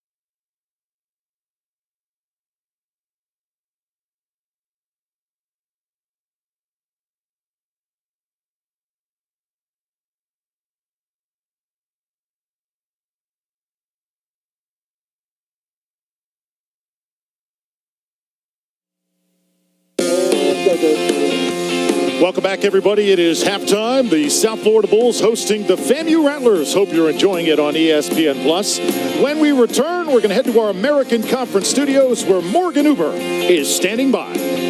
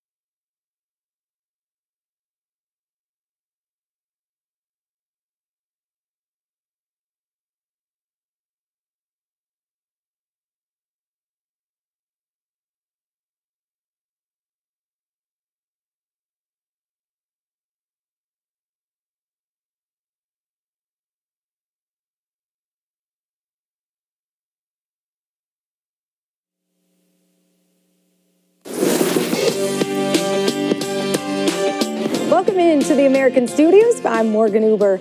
6 new head coaches in American football made their debuts in Week 1, and we've got plenty from the gridiron in this edition of Top Plays, including a debut from Tulsa's Devin Williams at number 5. The Golden Hurricane hosting Arkansas Pine Bluff, up 21 in the third. Quarterback Jordan Ford throws up a 50-50 ball, and Williams comes down with it, or does he? The ruling on the field is an incomplete pass, but after further and lengthy review, the call is in fact reversed. They say Williams completed the circus catch, and Tulsa picked up the Week 1 dub. At number 4, to the hardwood, Temple Volleyball taking on Delaware State in the third set. Nikki Shimau, what a save! Not only the save, but the Owls get the point. And we love this angle from the Temple Creative Video staff. Shimau looking like a superwoman through the air. The Owls sweep the match 3-0. We've got more Owls at number 3, but it's the Florida Atlantic Owls this time. The men's hoops getting honored at the football game after their incredible Final Four run in 2023. But hey, Larry McCammon III says, I'm making a run of my own. You can't touch this. McCammon, a 55-yard run to open the second quarter, shedding off defenders left and right. But a flag is thrown.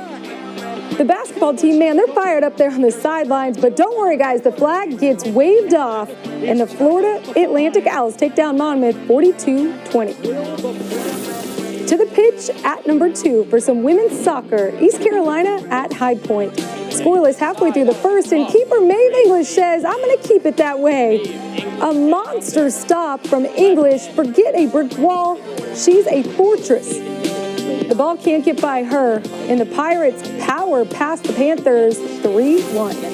Finally, at number 1, UAB football hosting North Carolina A&T. Quarterback Jacob Zeno set a school record in this game with 38 pass completions, but this was the best of them.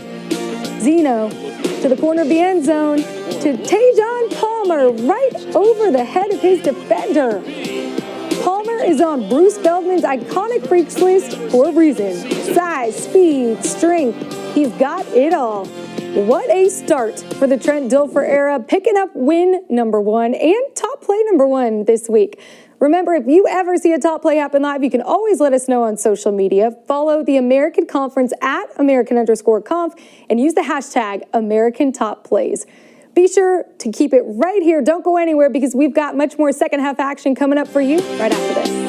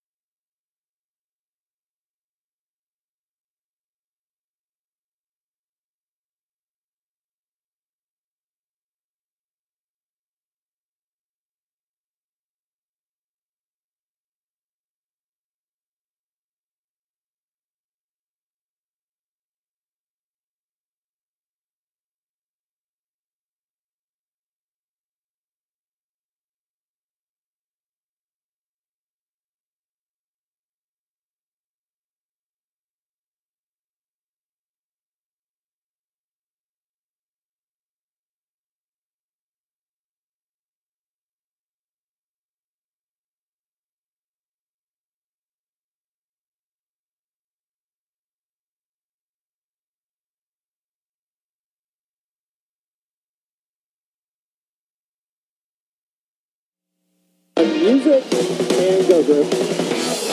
You're watching the South Florida Bulls hosting the FAMU Rattlers here on ESPN Plus. Hope you're enjoying it. It is halftime. We've got much more and a halftime report. Patrick Murray will rejoin us, look at stats and some highlights when we return to Tampa.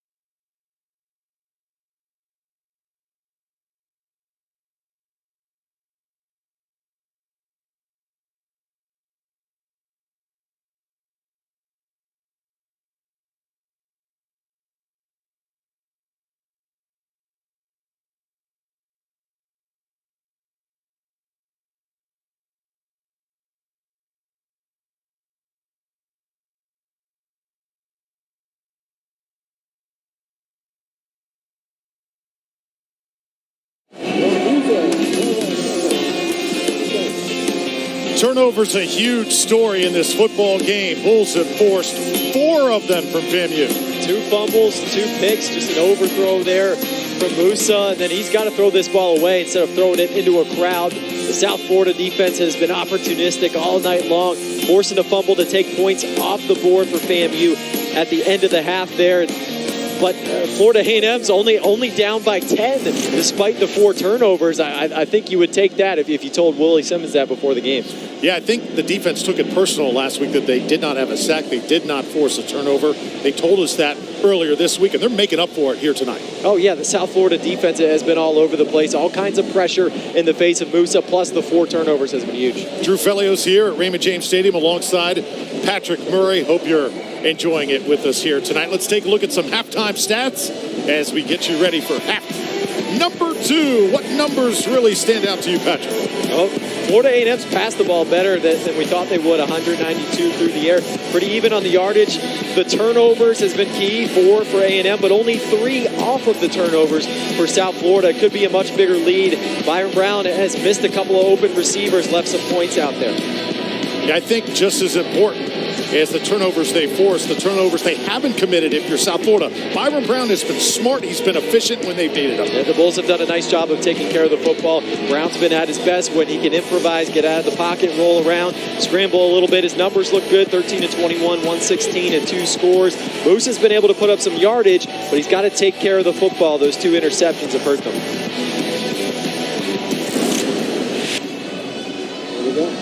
So head coach Willie Simmons, if he were able to pull this off tonight, would be probably one of the greatest wins since his tenure started at FAMU. He's in his 6th season. Again, 9 wins the past 3 seasons. He puts things in perspective, says that, first off, we got to win the SWAC East. Then we want to shoot for that Celebration Bowl. We want to focus on our rivals too. Jackson State, they accomplished that already. Alabama State, Bethune-Cookman. They call it the little school down south. They don't refer to Bethune by the name. I think that's very funny. I love that. It's kind of like Ohio State and Michigan, right? The Ohio or the school up north. You got to love that kind of rivalry in college football. Short kick taken by South Florida. Gunnar Greenwald, those good hands. And the Bulls will have the football first here. In case you're just joining us, Florida A&M went right down the field at the start of the game, took a 7-0 lead. Bulls answered, tied it at 7, then went on top 14-7, added a field goal after that. FAMU made it close. It was 17-14, but that guy right there, number 17, led USF right down the field to close out the half. FAMU tried to answer, but Bulls forced another turnover. And now it's 1st and 10. Brown winding up, going for the home run.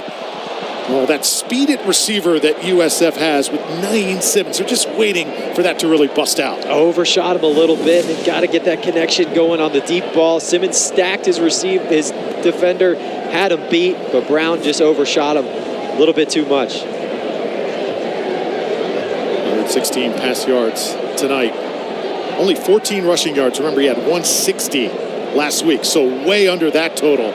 FAMU has kept him in check running the football as he takes it up to the 40-yard line. Nearly a late hit there as Jeremiah Pruitt's got to be real careful. And with all the defenders FAMU likes to keep up near the line of scrimmage, it's taken away some of the quarterback read runs that South Florida used last week against Western Kentucky. Try and run this one. And that tackle a little bit high that time. And yes, a flag will go down. Naquan Wright looked like he was grabbed by the face mask. So there's been laundry all over the field here tonight. See if it continues here in the second half. Personal foul. Face mask. Defense number 48. 15-yard penalty and an automatic first down.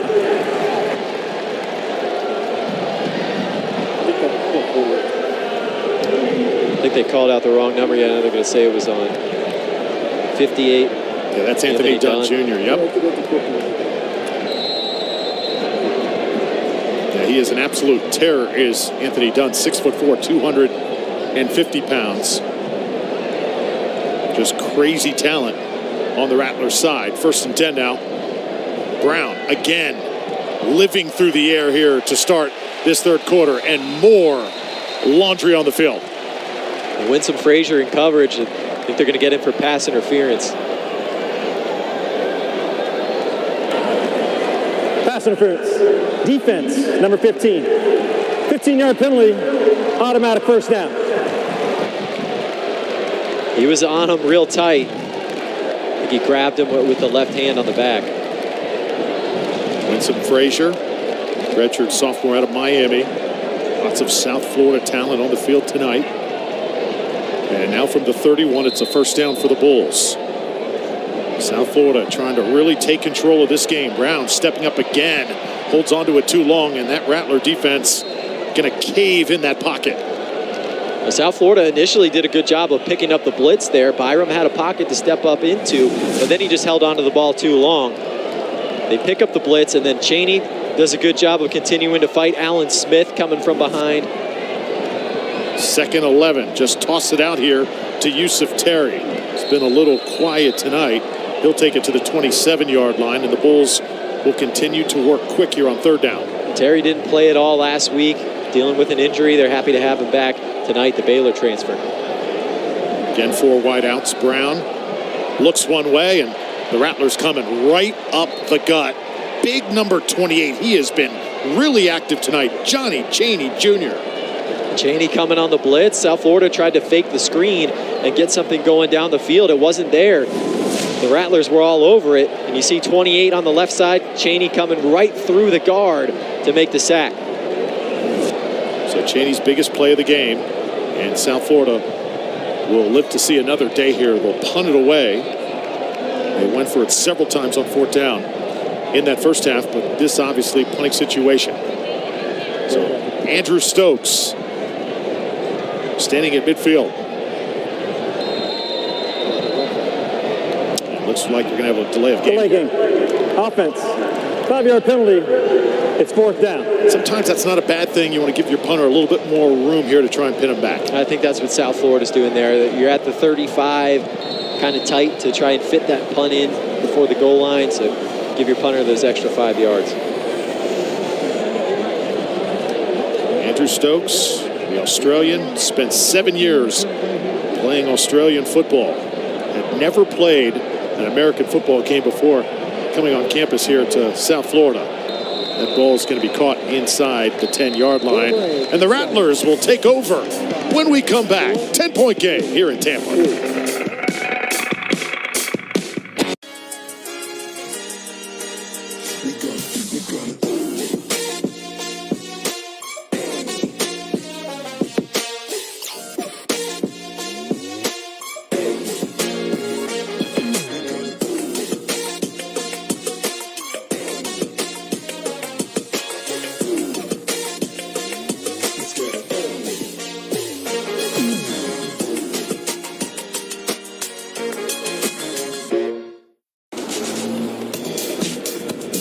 Love the pants. Love the pants.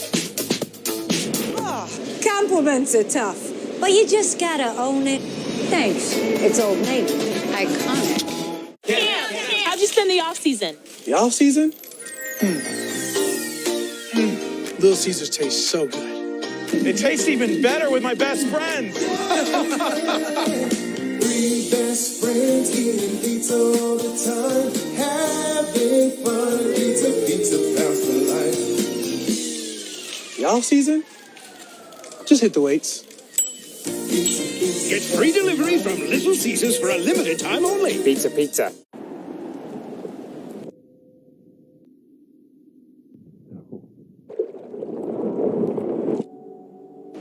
We got a Subaru Forester Wilderness to discover all the places that make us feel something more.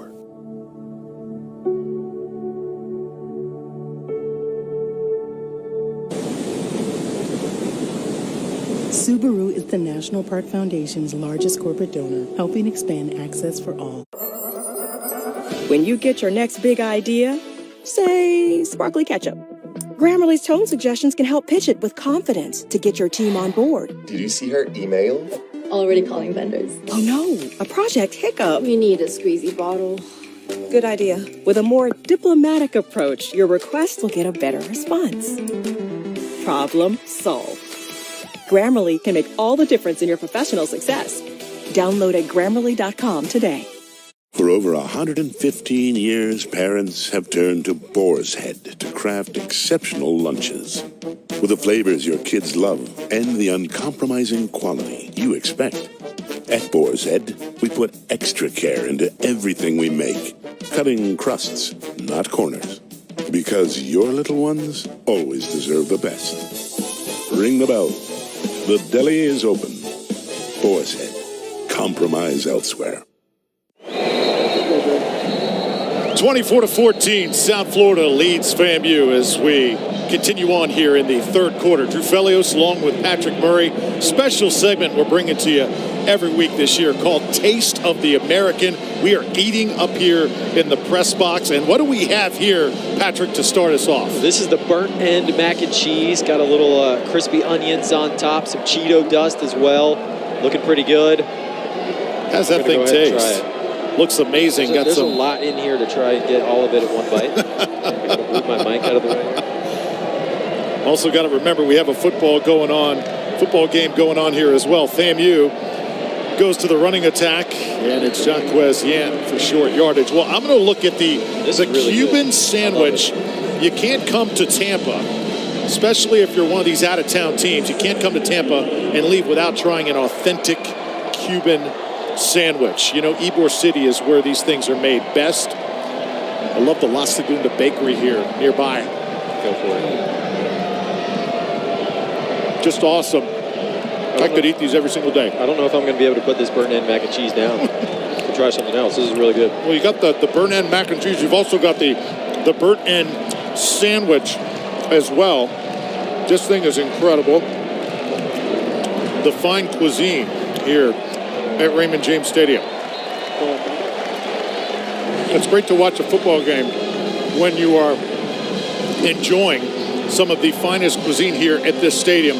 The Bucks do not play tomorrow here. They're on the road taking on the Minnesota Vikings, but when you come here to Ray J, you're going to get first-class food. All right, I got to try this burnt end sandwich. I'm going to make a huge mess with it here. I'm already making a mess. Oh, my goodness. You have waited to take that bite all game long. How does it taste? It's great. I love it. It was worth the wait. Burnt end mac and cheese. 3rd down and 7. Here for the Rattlers.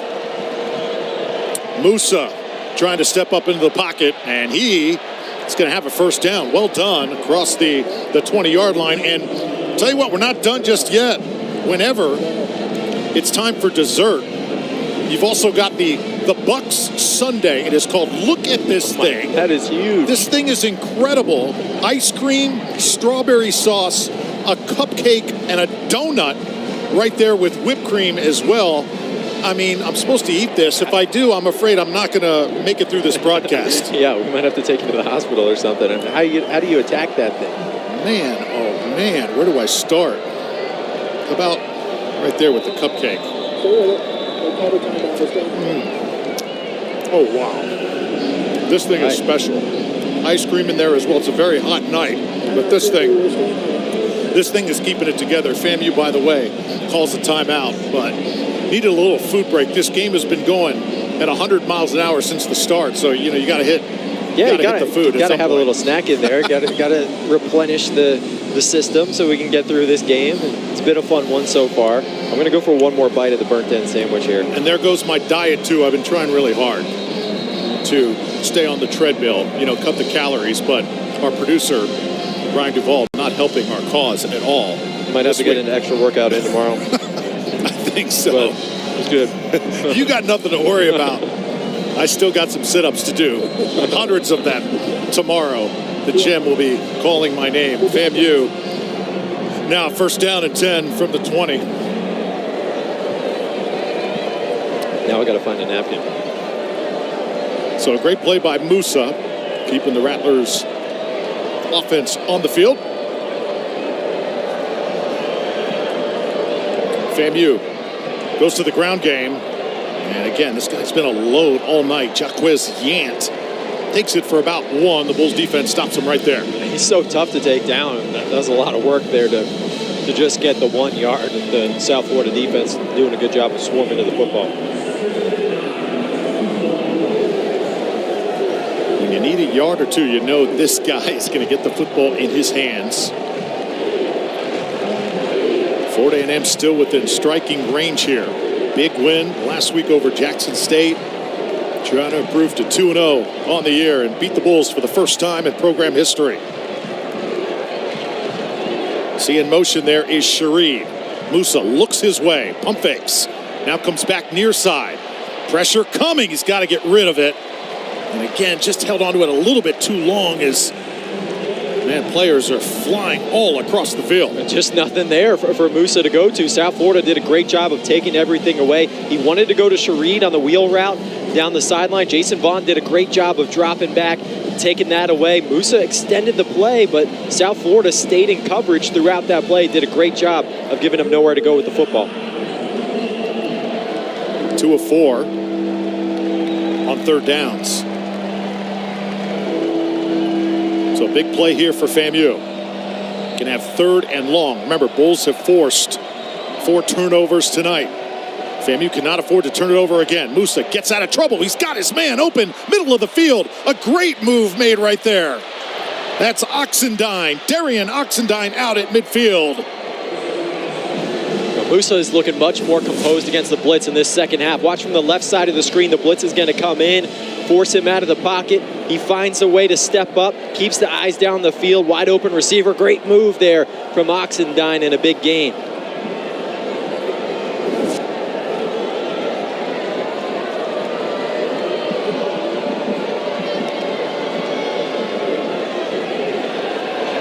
Toss it over the middle. And Bulls, they're immediately, as soon as that ball is caught, there's some hard hitting going on right now on the field. Nick Dixon going to be slow getting up. He took a shot. That's a big hit right there. He did a good job to hang on to the football. So 24-14, FAMU moving it. Rattlers not backing down here tonight. Bringing in a new roommate to save money, is that the plan? Yeah, say hi to Glenn from work. I think I have a much better plan. We switched to my plan from Verizon for just $25 per line. Wow, way better plan. Save with my plan starting at just $25 when you bring your own phones. Guaranteed for 3 years. It's your Verizon. Here it goes. I talk to my plants like they're babies. Hey, you don't need to get that personal to get the State Farm personal price plan. It just helps you create an affordable price. Like a good neighbor, State Farm is there. Call or click to get a quote today. We're using way too many platforms for work. We're not using that many. That's our project management platform. That is for sales. What? That's for suppliers. We have different platforms for HR, CRM, projects, marketing. We should just use Monday.com. Unify the way you work into a single platform with Monday.com. Manage anything, such as projects, marketing, and sales, and work more efficiently than ever. Learn more at Monday.com.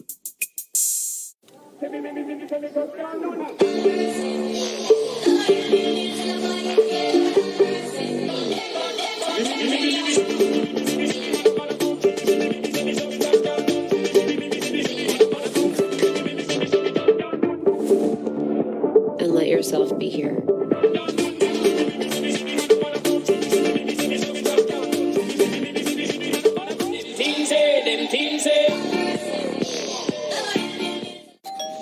KFC's $20 fill-up box. Alexa, play Kentucky Fried Chicken Night. Oh, yes, it's chicken night. Oh, yes, it's chicken night. Oh, what a night. Make it a chicken night with KFC's $20 fill-up box. BetterHelp takes the stigma out of getting counseling. There's so many people who still have that stigma of going to a physical office or a location to see a therapist. If I'm a client and I'm looking for help, sometimes it feels like something we should be ashamed of or we shouldn't want others to know. BetterHelp is important because it reduces the barriers for people getting access to mental health care.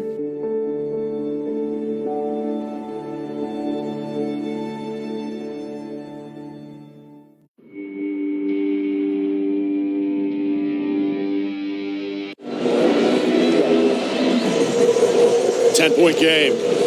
Rattlers trying to cut into that Bulls lead. 35-yard line of first down right there.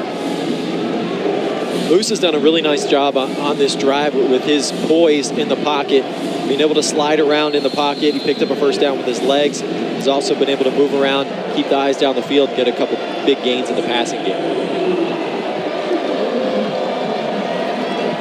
FAMU showing run here, and they'll hand it off to their big back. South Florida once again waiting for him. He's doing a good job plugging the holes here tonight. South Florida's been great against the run. Just 2.1 yards a carry for Florida A&M. The linebackers and the safeties have been flowing downhill and bottling things up. He looks like a defensive end when he is out there, doesn't he? Oh, yeah.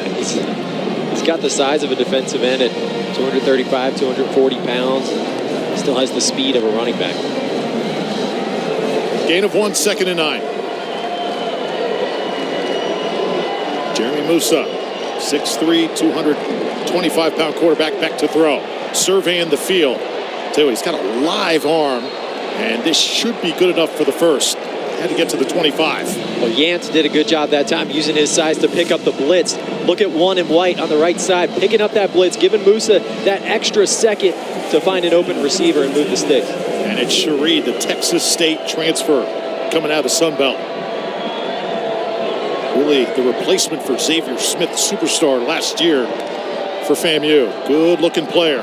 Here's Musa again, in trouble. Oh, that is a big-time loss. Amaris Brown coming out of nowhere. Remember, he had that penalty, the throat slash earlier in this game, and he is able to bounce back right there. Alex Golesh took him out of the game. Now he's back in, left side of the screen. Just comes in unblocked. A blown protection there from Florida A&M as South Florida brings a corner blitz. So you'll like to see that from number 9. It's a 12-yard loss, and it backs up the Rattlers to the 36. Got to get to the 14-yard line for a first down. Lots of shifting defensively for South Florida. Musa going to try and do it with his arm again. Delivers right where it needs to be. Oh, slammed down that time. Daquan Evans. Willie Simmons wants a flag. Do you think there should be one? The Bulls have been really physical tonight. No, I think that's okay. I mean, it's a hard hit. Musa, good job sticking in the pocket. He slings him down, but it's still within the course of the play. That is a suplex in WWE right there. Yeah. Bulls have been physical tonight, man. They've laid some licks. Crowd will come alive here on 3rd down. 16 completions for Musa in this Rattlers offense. They've spread it around. South Florida again coming. Musa standing in. And that ball is caught. So again, it's going to be Marcus Riley, but we've got flags once more. We'll have to check on that flag. They're going to be short of the sticks. But if that's where it's going to be, you got to go for it on 4th down. Holding. Defense number 26. 10-yard penalty, automatic, first down. Now FAMU doesn't have to worry about going for it. They've got a first down, and those penalties for South Florida have been so killer. Another one extending a drive. So Patrick, they just had 2nd and 22 and able to get a first down out of it once more because of a Bulls penalty. Something South Florida definitely has to shore up before they begin conference play. First down from the 13.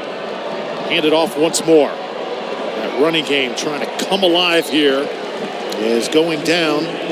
Was Jennings again, just could not break away from the back. Take a look at the Bulls defense getting off of blocks. It's Chaney and Harris that end up dragging him down. Jalen Stokes right there, number 21. DJ Harris, number 11. It's a loss of 1. Run this one. Little misdirection play. This time it's Shareed. He'll take it to the 10. Show another short pickup. And it'll bring up a 3rd down at about 6 this time. FAMU just trying to find a way to get Shareed the ball in space with his speed. But South Florida has done a great job of bottling him up all night long. So call it 7 here for Musa in this Rattlers offense. Is this 4-down territory here if you're FAMU? I think it is. I mean, down by 10 in an underdog situation, you got to be aggressive. Field goals aren't going to win you this game. Here comes pressure again. All-out blitz. Lofted up. End zone. And incomplete. No flags this time on the South Florida defense. It'll be 4th down. Daquan Evans with some good tight coverage on Shareed. Despite his speed, he's able to stick with him. Florida A&M is going to run the field goal kicker out on the field here. So they're going to bring on Cameron Gillis here, the grad student out of Hungary. Also spent some time in the Stetson Hatters brand new football program. This will be a 27-yard attempt to cuts South Florida's lead to 7.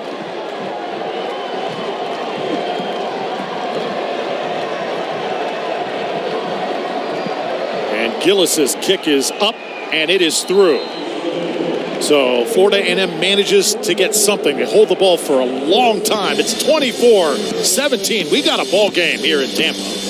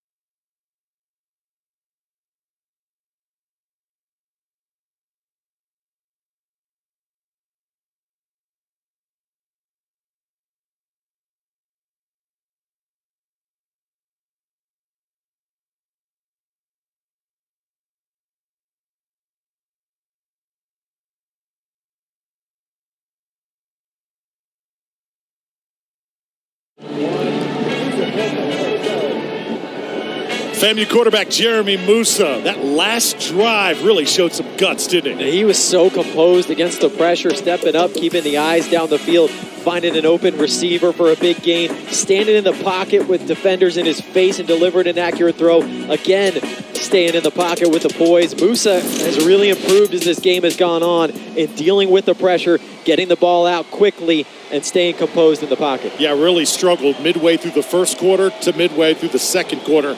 But as you said, slowly gotten better. He's keeping this team together right now. Another short kick. Rattlers continue to try and keep that Bulls return unit off balance as they want no part of Kelly Joyner returning kicks. So, moments like this, if you're Byron Brown, you've played well, but still lots of football to play. Just a touchdown lead. Continue to play mistake-free football. Got to protect the football like Brown has done all night, and he's got to be able to hit on a couple of those deep balls. He's been close a couple of times, missed a couple open receivers. Touchdown lead for the Bulls here. 4:50 left to go, third quarter. Brown, short throw. Atkins gets his hands on it. And he has got it up to the 33. So Sean Atkins done a little bit of everything tonight. He's involved on a long passing play as well, delivering a strike. And it's 2nd and 10.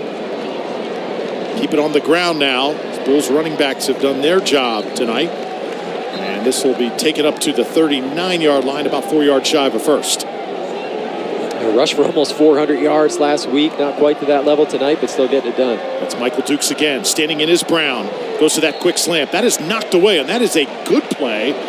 No pass interference going to come this time.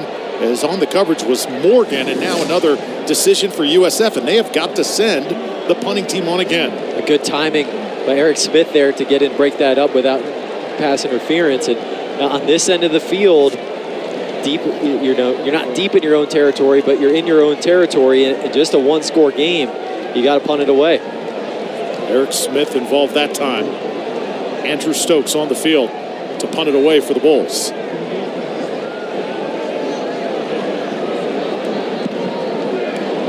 This kick is absolutely blasted. And fair caught at the 14-yard line. The 29-year-old Andrew Stokes. This American football thing, I think he's got it down pat right now. Oh, yeah. He never even saw an American football game in person until he started playing here at USF, but he's looking pretty good. Had some nice deep punts tonight. Florida A&M with an opportunity to tie the game here. And when Willie Simmons made that decision to kick the field goal instead of going for it on fourth down, he was saying, I trust my defense. I'm going to prolong this game, make it a one-score game. I trust my defense to get us the ball back, and they rewarded that trust, getting the ball right back to the offense. So FAMU could tie this game up if they were to march it down the field here. They got to go 86 yards. Jeremy Musa, low snap that time. He's got to bend down, and now scrambling. Gets the pass away, but that play just did not look good from the start. It's incomplete. And that's a play that Florida A&M has had success with tonight, where they play action with the counter and two pulling offensive linemen and then roll it out. But because of that drop snap, South Florida had an extra second to sniff that out and cover up the receivers. Yeah, they had that fumble earlier on tonight into the first half. That's a play that really looms large right now with this 7-point differential. Joseph Henry, the offensive coordinator, he told us they left a lot of points on the field last week at Western Kentucky. Don't want that same problem here in Tampa. Here's Musa, short throw, looking for Shareed again. Ball is on the ground, but this will be incomplete. Never had it. That's an incomplete pass. Yeah, we'll get another look here. You know, when you're the receiver, that's a tough ball to catch and try and do anything with it. When you got some big 250-pound dudes closing in on you, you're going to take a shot. It's hard to hang on to that ball. Third down story tonight. Crowd will come alive here in Tampa. South Florida wants to get their offense back on the field. Musa standing in, delivering again, incomplete. Threw it a little bit high that time. South Florida had it sniffed out. It'll be fourth down. The Bulls dropped 8 that time. They only rushed 3. Typically, they've been bringing the pressure, bringing the blitzes on third down. That time they played coverage. Still had an open receiver, but Musa just wasn't accurate enough. Maris Brown still doing some chirping out there. Yeah, he might not have learned his lesson fully from the penalty earlier, but I'm sure the coaching staff's going to have another conversation with him this week when they look at the film. So another punting situation here. Trey Wilhoit will kick it away for FAMU. Pretty good kick. Bit of a wobbler. Taken at the 45-yard line by Atkins. Atkins gets near midfield. And is taken down right there.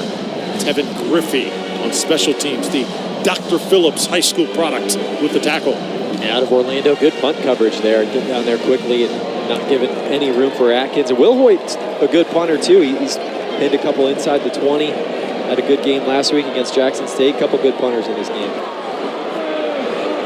So South Florida in a tight football game here.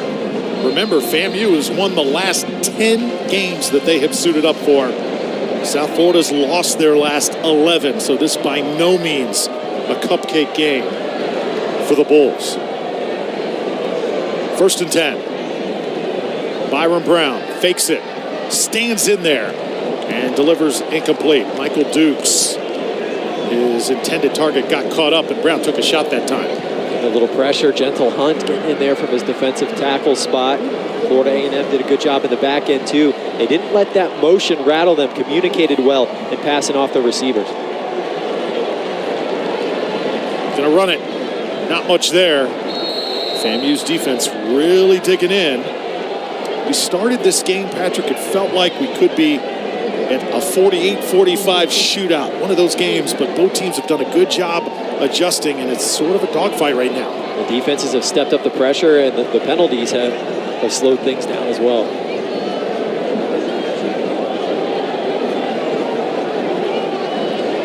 Third down and 10. It's Brown.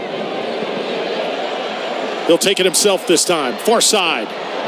Just cannot get to those chains. About 3 yards before that marker. And he's got a big smile as he comes back this way. Good decision by the youngster. Right up the middle again. Gentle Hunt, the defensive tackle, with the pressure. And too many Rattlers recognizing it and coming up, not letting Brown pick up the first down, but they're going to go for it here.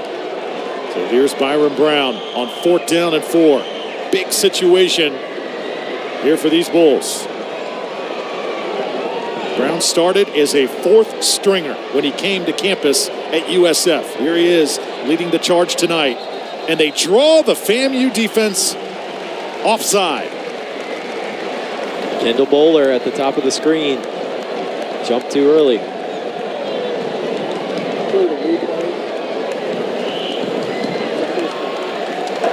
Offside. Defense number 3 with contact. 5-yard penalty results in a first down. Top of the screen, the corner, Bowler, knew he wanted to get physical with the receiver and just jumped too early on the hard count from Brown. That's one of those where on Monday in the film room, you're certainly going to remember. Absolutely. They're going to look at that one again and say, come on, guys. Costing us a first down on 4th down. South Florida wants to pound it. Michael Dukes nearly broke free. Took it to the 30-yard line. And that has given this South Florida offense new life here. South Florida barely time to line up. I mean, they work so fast. Going lightning speed tempo there, just ran the same play. And it puts pressure not just on the FAMU defense, but everybody, the chain gang, the coaches, everybody involved on the sidelines, the officials, our television crew, everybody. Yeah, that up tempo, everyone's got to adjust. Illegal substitution. Defense. 5-yard penalty. Replay first down.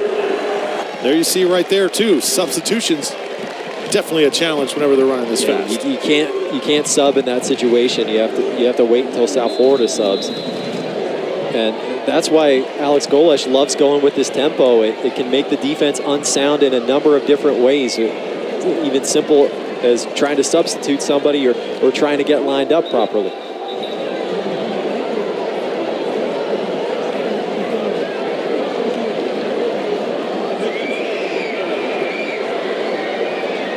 So officials, I think, trying to make sure where they spot the football here. The chains were set incorrectly. It's 1st and 5, USF. So for South Florida, 1st down and 5, I think you maybe take a shot here.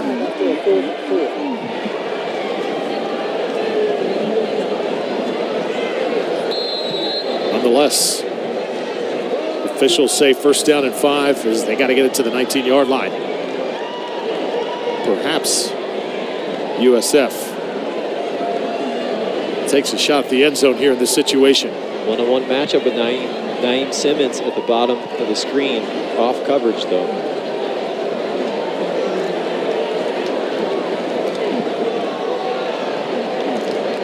Not much work in there on 1st down. Plethora of running backs for the Bulls. Michael Dukes that time. Running back room very talented at South Florida. Here's Brown over the middle, had his man briefly, just overshot him that time. The tight end Weston Wolf, the Maryland transfer.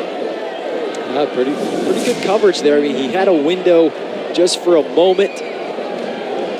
And I think just a little too much velocity on that ball. I mean, he was open. The ball was there. It was accurate, but Wolf just didn't have time to get the hands up. He got to put a little bit more touch on that throw. So just like that, it's 3rd and 5 now. Rattlers D trying to dig in, trying to keep this Bulls offense off the scoreboard. Run that quick throw to Atkins. Atkins with the move. He is down the sideline, and he's got a first down. Atkins showing off the agility, and he got a nice block on the outside as well to open some space from him. Joffrey Brown, look at one in green, gets that block, opens up the space. Atkins does the rest with the move. Brown looking to that side again. Byron Brown stays alive. He has got a block, and he struts into the end zone.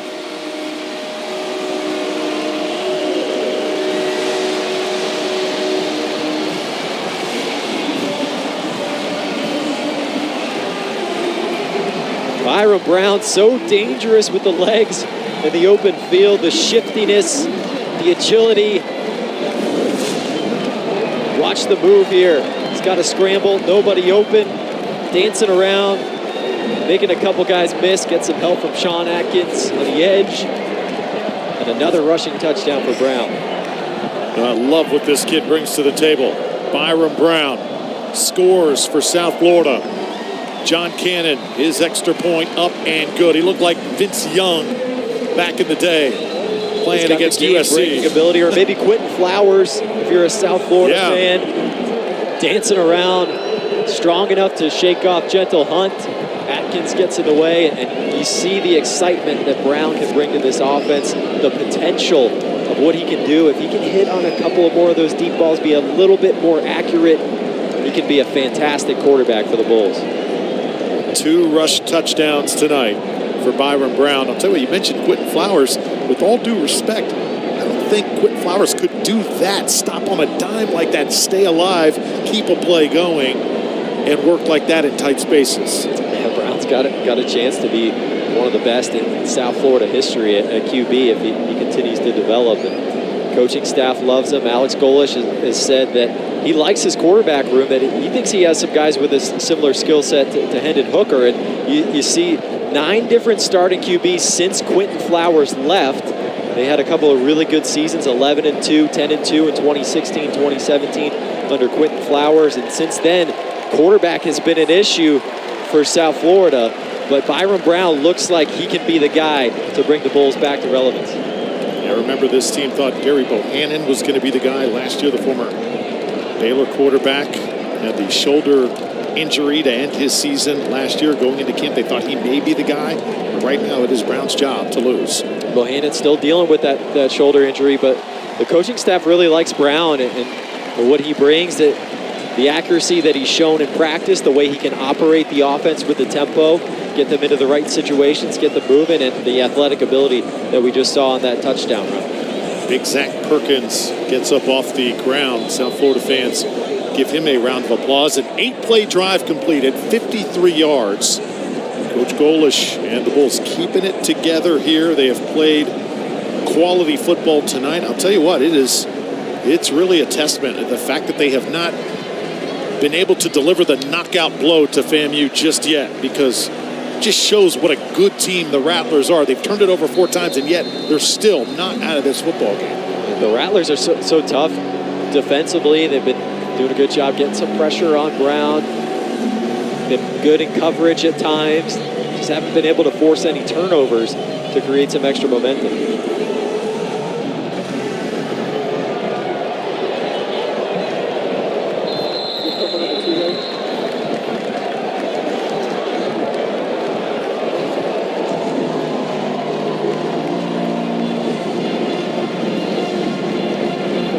Well, American football fans, don't miss a second of the action this fall on ESPN+. Not just football, but all sports. You have 120-plus men's and women's soccer games, as well as 180-plus volleyball matches to choose from. ESPN Plus is also the home of all AAC All Access features, including Mining for Greatness, following Charlotte football all season long. Catch all the action here on ESPN Plus. That Charlotte show has got to be pretty interesting with Biff Poggi at head coach. He's been a fiery guy.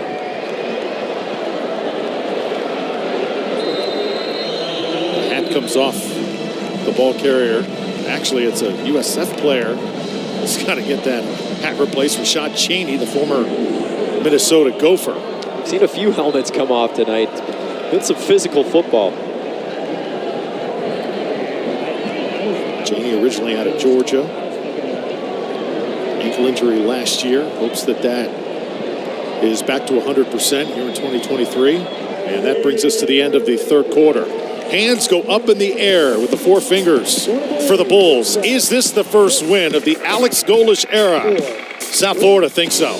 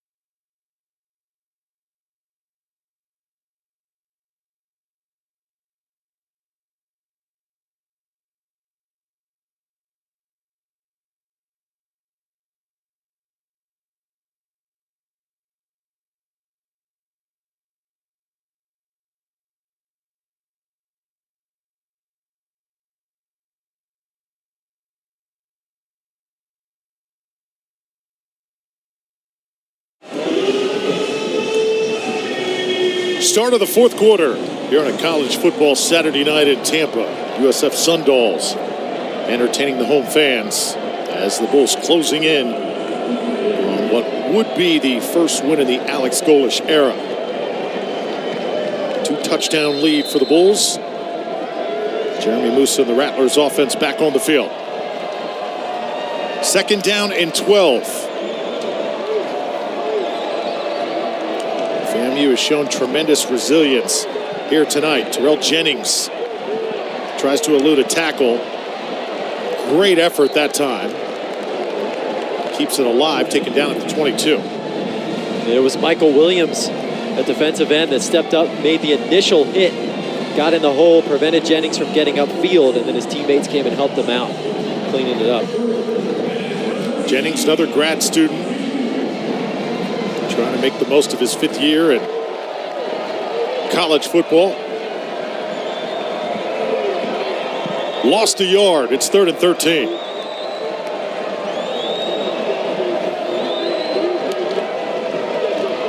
Musa stepping up again.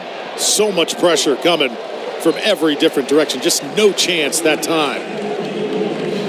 South Florida only rushed 3, and they're still able to get home and affect Musa. Jonathan Ross is the one that gets to him, makes him get that ball out quick.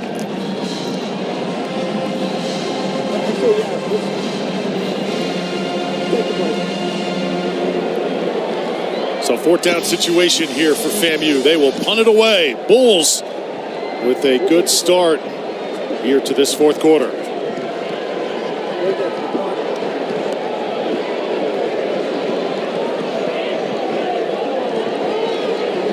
So once again, it's Will Hoyt on the field for the Rattlers. Gets a short kick away. Atkins going to let this bounce. Takes the South Florida bounce. Be down on the Rattlers side of the field at the 49-yard line. 31-17. Bulls football when we return.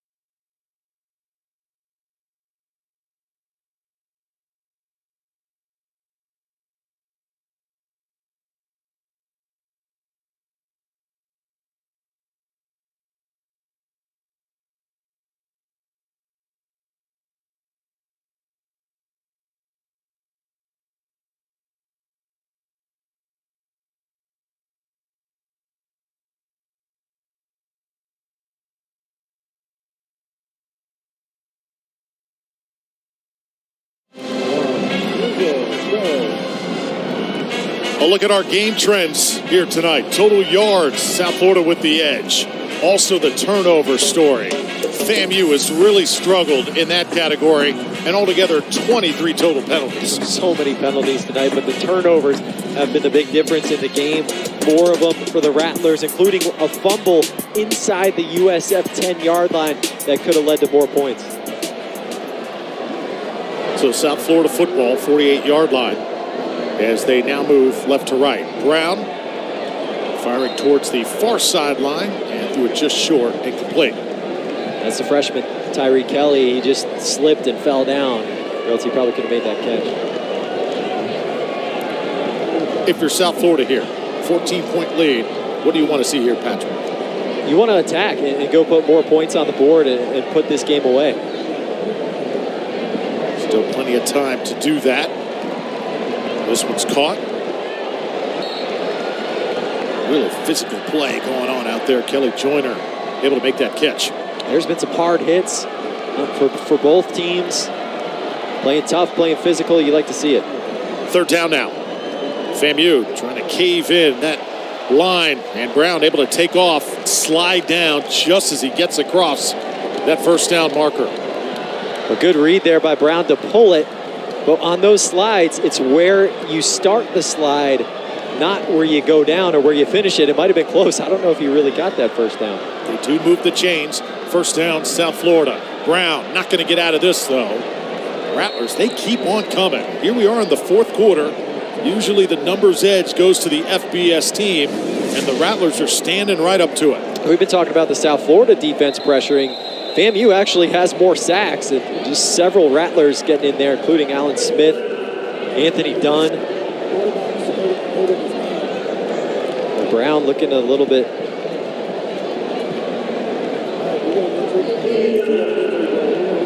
So that was Donald Hall, the big defensive lineman, there with the sack. Byron Brown, a little bit shaken up on the play.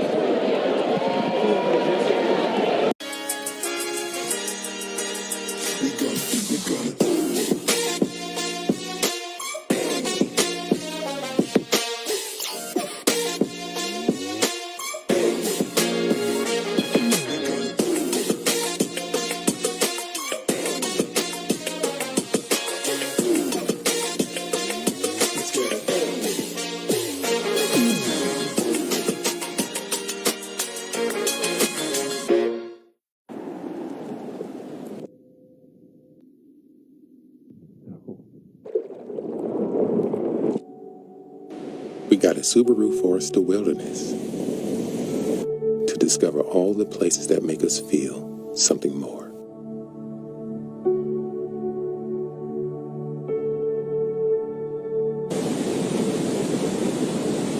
Subaru is the National Park Foundation's largest corporate donor, helping expand access for all. Keeping work processes on track can be a big challenge. When you have to keep everything connected, or chasing up work you can't see. But work can run smoother than this when you use Monday.com, the seamless way to connect people and tools to efficient workflows. Learn how at Monday.com. I used to get so anxious when it was time to send the kids back to school every year because it meant saying goodbye to any free time. But HelloFresh changed everything, and it literally feels like we get 3 extra hours in our life every day. Everything you need gets delivered right to your door. They have recipes that take 10 minutes. It's much better than takeout, and it's a lot cheaper too. I couldn't believe it, but our kids love the recipes. If you want to eat better without spending hours in the kitchen, you got to try it. Go to HelloFresh.com/GoHulu. Welcome back to Tampa. You take a look at Byron Brown. He's going to get hit on the left wrist. Gentle Hunt coming in, trying to strip that football out. And Brown, during the break, was holding onto that left thumb. He already has some kind of half glove, and now we got a new quarterback in the game. Now the quarterback is Bryce Archie, taking his first snap under some heavy pressure. And he throws it near side, incomplete. Bryce Archie, the Coastal Carolina transfer. This young man was recruited once by Alex Golesh when Golesh was at UCF with Josh Heupel. Golesh went to Tennessee. Archie went to Coastal Carolina, and now the two have a chance to reunite. So 3rd down and 15. Let's see if he can keep this Bulls offense on the field. Tough throw under pressure, and again, give FAMU credit. Right now, they are not giving up on this football game. And the Rattlers have been active up front all night. They've been getting after the quarterback. They've got 5 sacks. They were in there again. They were all over that screen. Nothing doing for USF. Golesh talking with Brown, saying, hey, you okay? Do you have enough to close this game? It looks like it is not anything serious, but that's just by the looks of it. And typically the left hand as a quarterback, you can deal with it as long as you can receive the snap. So that'll be taken at the 10-yard line as the fair catch by Shareed. So here we are, 31-17. Rattlers not out of it just yet. It's been a wild football game. Downside, lots of penalties. The good side, we've seen some big-time plays on both sides of the football here tonight. It's been a lot of fun. The Rattlers have really hung around in this game. They went out and scored quickly on the first drive of the game, announced their presence, say, hey, we're here to compete. It's been a fun game. A lot of big plays on both sides. Bryce Brown's looked good with the legs. Jeremy Musa has played much better here in the second half, staying poised in the pocket. Can he lead the Rattlers on another drive to keep him in this game? See big Jeremiah Pruitt, the tight end, lining up on the left side. Musa over the middle, continues to throw and connect. Big number 88, Nicholas Dixon, has been a problem. Still on his feet. All those broken tackles from Dixon. 6'2", 200-pound wideout from right there in Tallahassee. The play action has worked well tonight. Now look at the broken tackles here. Slips through one, bounces off of Brown like a bumper car. Gets a block from Marcus Riley. The tight ends have been active tonight in the passing game. That's a 26-yard gain up to the 46. Rattlers again going to the air. This one is tipped. Flag will come down far side of the field, and this could be on South Florida here. Had a lot of illegal contacts tonight, a lot of holding penalties from the secondary.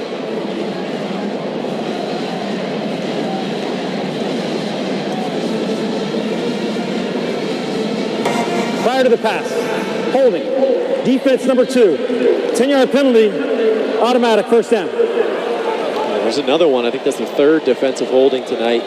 You get Braxton Clark that time.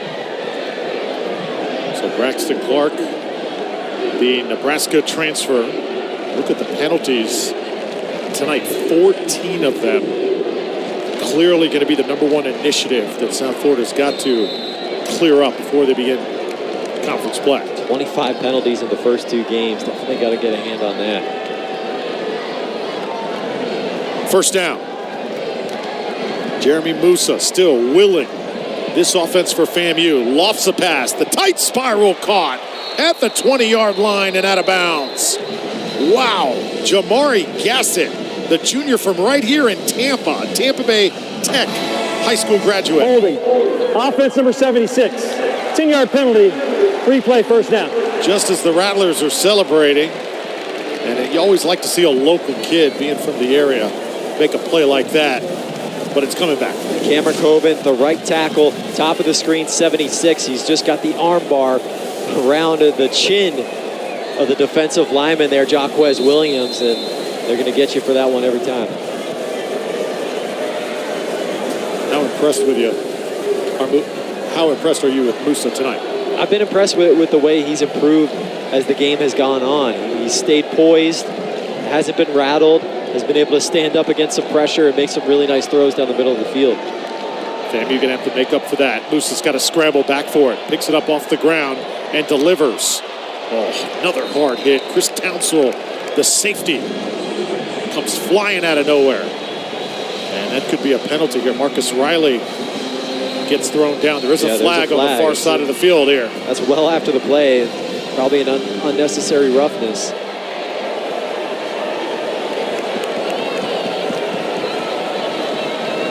There's no foul. Result of the play, second down. FAMU crowd wanted a penalty that time. Maybe they thought it was incidental contact, just running into each other. But that's another example there of Musa just staying composed. A bad snap, and he calmly scoops it up and turns around and fires a strike to a receiver. Brings up 2nd and 11 here. Drew Felios, Patrick Murray with you tonight from Raymond James Stadium. 31-17. Bulls leading the Rattlers. Still plenty of time, though, for FAMU. That ball's going to be thrown high and away as Jamari Gassett was the intended target. It'll be third down. I want to see what South Florida's going to do defensively here. Early in the game on these third longs, they were bringing all kinds of blitzes.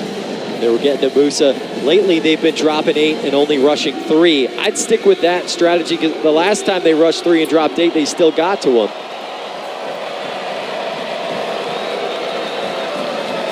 South Florida crowd will come alive here at home. Third down story here tonight. Could be 4-down territory here if you're FAMU. Musa standing in. Perfect touch on it. It's caught to the 10. Touchdown, Rattlers. Breaking away, Kelvin Dean. And FAMU continuing to make a statement here in Tampa. Beautiful throw from Musa. They get a mismatch. The running back, Dean, on the defensive lineman, and DJ Harris, the edge player. And Dean just blows right by him with his speed. Musa delivered a beautiful ball. That's a big play for FAMU to cut it to 1 score.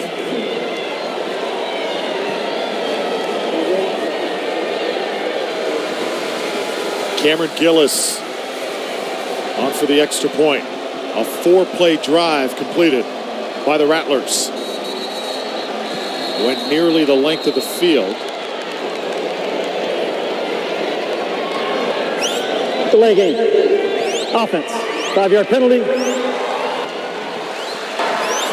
Now let's see if that has any effect here on this kick, because it's at a very important point here coming up, making a 7-point game. Moving it back 5 yards, you never know. I don't know how you get a delayed game on a PAT, though. You got to be ready. 45-yard touchdown. And now the extra point.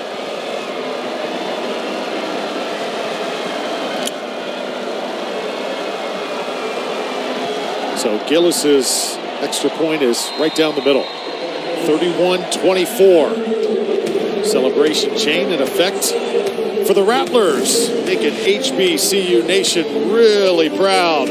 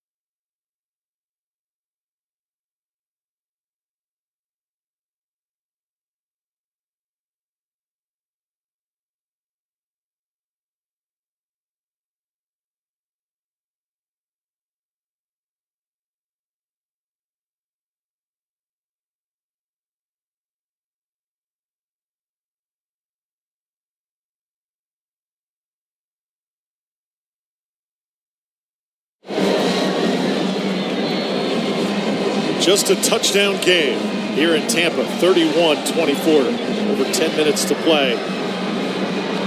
South Florida trying to get their first win of the season, first in 12 games.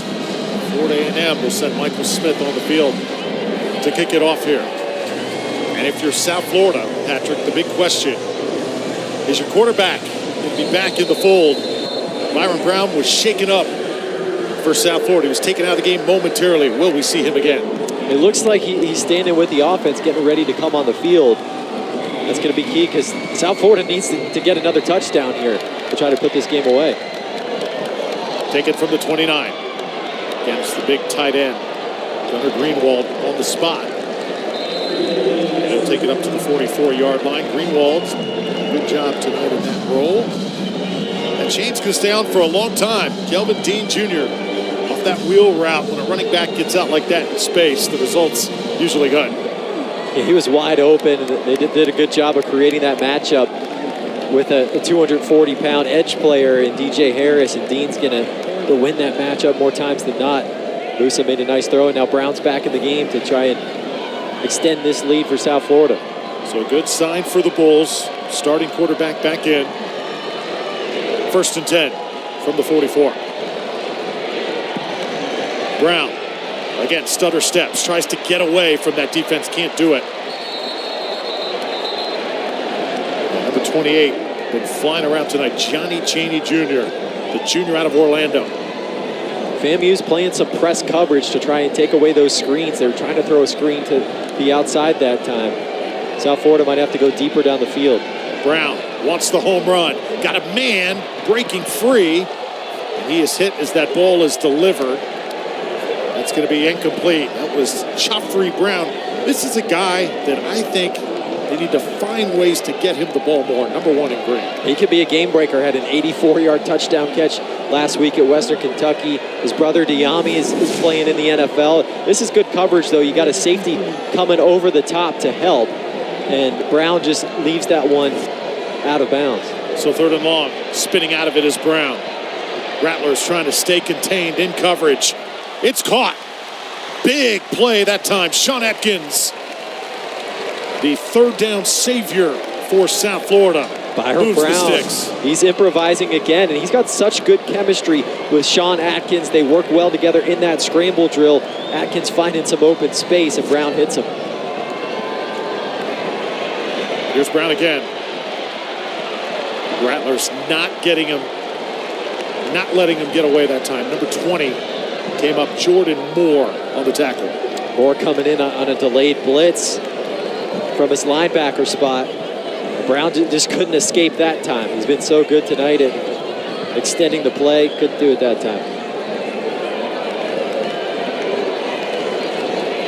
Weston Wolf, the tight end right there, number 18. Naquan Wright, number 5. South Florida not working as quick as they were in the first half. They've slowed down a little bit. A lot of the exhilaration from those opening minutes has been exhausted here. Late in games, 4th quarter, this is when you got to band together, Patrick, and find a way to win. Everything out the door, all the intangibles, it's just that winning mentality. Do the Bulls have it right here, right now? This is important for a growing program. You have to expect to win in this situation. Brown delivers. That quick slant again, short of the 30, as it's reeled in there by Michael Brown-Stevens. We've got an injured Rattler down in the backfield.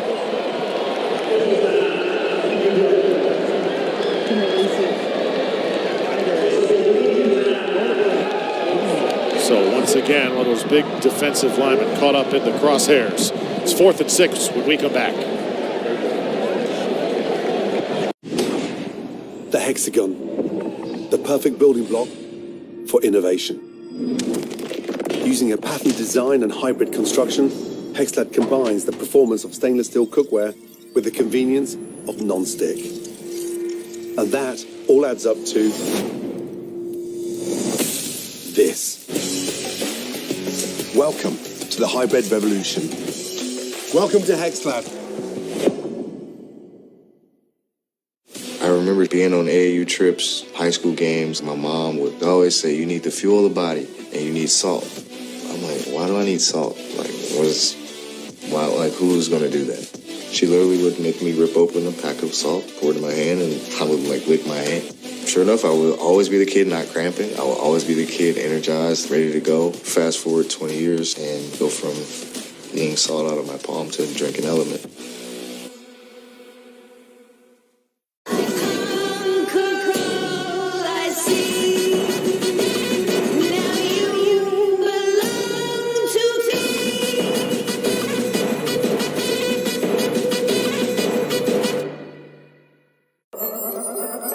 When you get your next big idea, say sparkly ketchup, Grammarly's tone suggestions can help pitch it with confidence to get your team on board. Did you see her email? Already calling vendors. Oh no, a project hiccup. We need a squeezy bottle. Good idea. With a more diplomatic approach, your request will get a better response. Problem solved. Grammarly can make all the difference in your professional success. Download at Grammarly.com today. Subway refreshed their ingredients, their menu, and now they're slicing their meats fresh. That's why their new Subway Series subs are preferred by this champ. And this future champ. Pros who are talking heads prefer fresh sliced turkey. And pros who use their heads prefer fresh sliced ham. More deli meats are preferred by this QB. And preferred by his old backup QB. And if we prefer it, we know you'll prefer it too. Is this slice as good as your tennis slice? I can't answer that, but yes.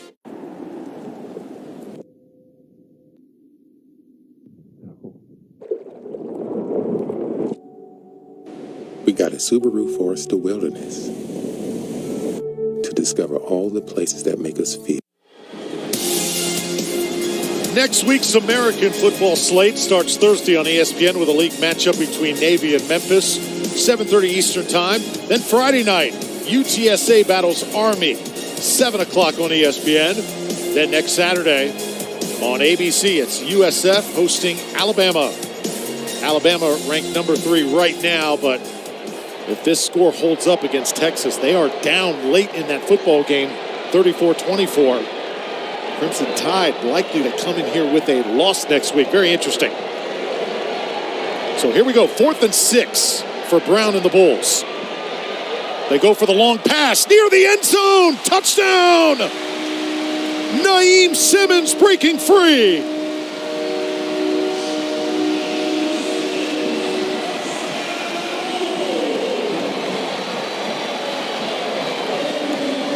How did he get so wide open? The defender fell down. The guy was cover up, just slipped and fell down. Simmons is wide open, and Brown put it on him. He made a nice throw, one of his better throws of the night.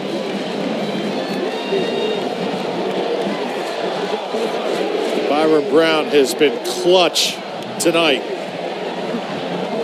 I think South Florida has found their quarterback of the future. Extra point up and good by Cannon. One more look. Brown staying composed with some pressure in his face. Delivers a beautiful ball. And Eric Smith just fell down. There's another look. If you look on the right side of the screen, you see Smith on the ground. Simmons able to just run right by him. Run under that throw. Naeem Simmons, he was a superstar in FCS football. Played for Wagner University. Only had 1 catch last week. Wanted to do better here tonight. He just did. Get this. He's never eaten red meat or pork in his entire life. Never touched it. We've got to bring him this burnt end mac and cheese that we just had. That'll change his life. It's not easy being number 6. Let me tell you. What an opportunity, though, for him to come here to Tampa. Play under this offense with Alex Golish pulling the strings.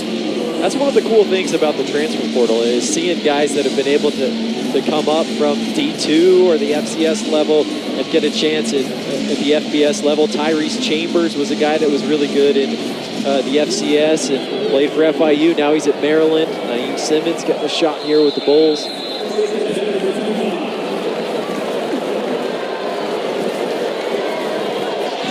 FAMU starting to lose some hope here. Now a 2-score game. Still plenty of time. Naeem Simmons, 3 catches tonight, 59 yards, and that big score. Alex Golish really likes this receiver room. He feels like he's got everything he needs. When everyone is healthy, they're starting to get everybody healthy now in the receiver room. And he feels like he's got what he needs in that group to be explosive in the passing game. You saw that from Simmons there. So Jeremy Musa and FAMU, was that the knockout blow that we just saw? They're running their big running back, Jaquez Yan. He's been neutralized tonight. Dragged down by the ankle that time. Number 5 on the stop, Tramel Logan. It feels like it was the knockout blow. Down 14 now. 7 minutes to go. It's going to have to be a quick score for FAMU here, but you got to give the Rattlers credit. They have stayed in this game all night long. They've fought hard, played physical, Those 4 turnovers have really killed him, though. Numbers for Musa.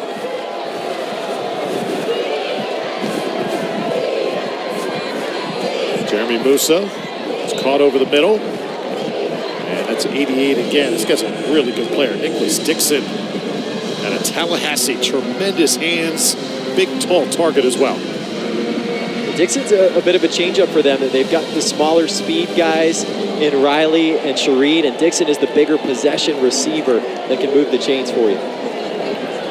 South Florida now trying to make a late substitution here. Big number 6, Emmanuel Hickman, the nose tackle. Able to get off the field, first down. Musa still throwing it. Tell you what, showing some kind of resilience. Shareed takes a big hit. This Bulls secondary right now lowering the boom. Good hit from Barry Hill, just dropping the shoulder on him. But Musa again staying composed with the blitz coming right in his face, seeing the field well, and what a shot from Barry Hill. It's been big boy football here tonight. Yeah, you got to be tough to get through this game. Under 6 to play. Run it one more time. 55 with the stop. Andrew Mata'afa. That's the first time we've called the Utah transfer's name for South Florida as he takes down Terrell Jennings. Got a lot of transfers on the South Florida defense and a lot of depth. Even behind Mata'afa, they've got Jamie Petway, an FAU transfer, former 4-star. They're still trying to get him into the system. He came in late in the summer, and he's going to be another contributor for them. 4-yard pickup, 2nd and 6. Rattlers cannot avoid another rush here. Big number 53, right up the gut that time. DeJuan Cease doing a good job of reading that, recognizing that Musa kept it, didn't hand it off, makes the stop. FAMU right now looks like there'd be a little bit more sense of urgency here in this moment. Looks like they're taking their time just a bit. Yeah, I'm kind of surprised to see them not go more up-tempo, recognizing it's a 2-score game and needing to score quickly, but they're just trying to make sure they're in the right plays and maybe getting a little bit tired late in this game. 3rd down. Musa standing in.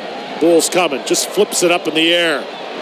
FAMU making something out of absolutely nothing. Terrell Jennings gets it near the 40. That was kind of some Patrick Mahomes stuff there. Just finding any way you can to get the ball to your receiver. This play's going to come alive here, Patrick. It's going to be 4th down and short. Here's where the Bulls can put it away with a stop. Rattlers working a little too quick that time. A flag going to come down. Before the ball was snapped, timeout. USF, their 2nd. Correction, their 1st of the half. So if USF can find a way to get off the field here, get a stop, that would likely be the ball game. Big play coming up here for the Rattlers. Got to convert.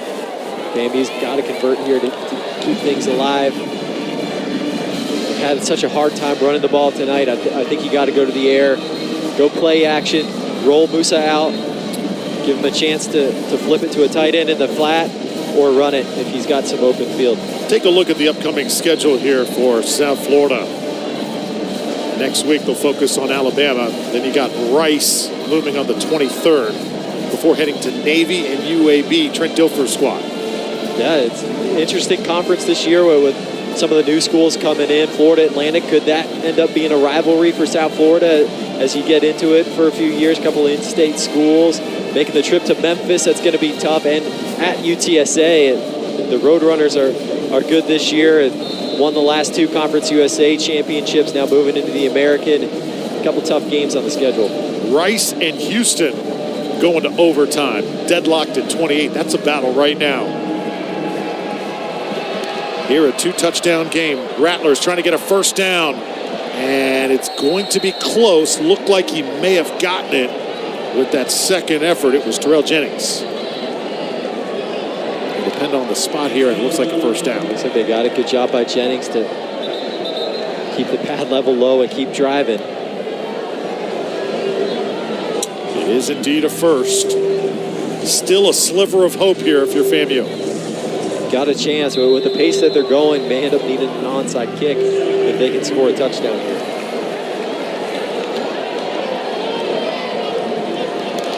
Shareed in motion.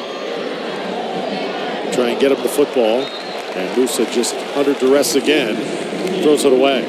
Mataafa coming up, putting the pressure on Musa, making that pass be inaccurate. FAMU just hasn't been able to get Shareed the ball tonight. He's their game breaker, guy with a lot of speed, can make some big plays, but just hasn't been there tonight. We had a chance to speak with defensive coordinator Todd Orlando yesterday at the Leroy Selman Center on campus at USF. Player down right there, that's Anthony Dunn Jr. Rather, that's Cardell Thomas, the offensive lineman, who was shaken up.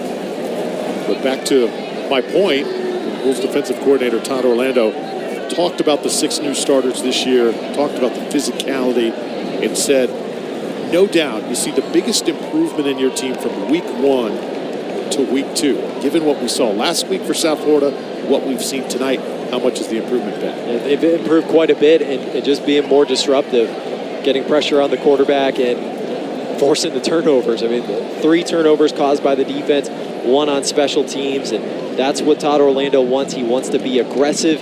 You know, you're going to, in this day and age of the offenses now, you're going to give up some yards, you're going to give up some points, but can you affect the game through pressuring the quarterback and creating turnovers? And South Florida's done that tonight.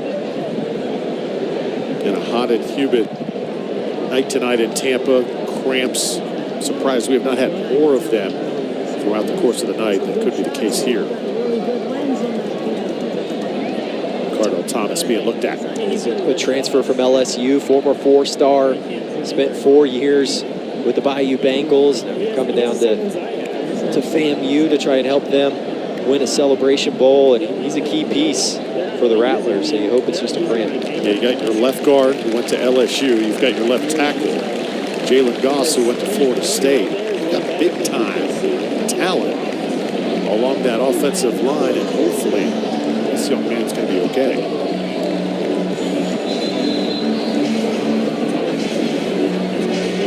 Jalen Goss at left tackle, the Florida State transfer, has been a little banged up to start the year too. Only played half the game last week. You've seen his backup in the games at times tonight. If you're a FAMU fan, you really are hoping for some more health on that offensive line, because that can be a strength of this team. So 2nd down and 10. Run the clock with 3:45 here. Rattlers need to make something happen offensively. And again, South Florida continues to just fly into those gaps. That was Mataafa again.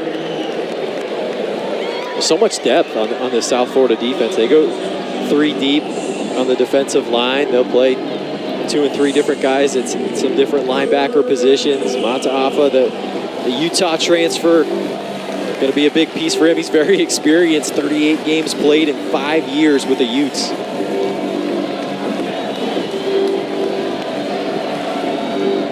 Third down and 12. Turnovers has been the story tonight. Bulls have been unable to force one, though, here in the second half. Musa's going to go down. South Florida now a play away from putting this football game away. And it's number 4, Jason Vaughn, celebrating. Showing a lot of strength there. He was getting blocked by an offensive lineman, was able to reach out with one hand and take down Musa.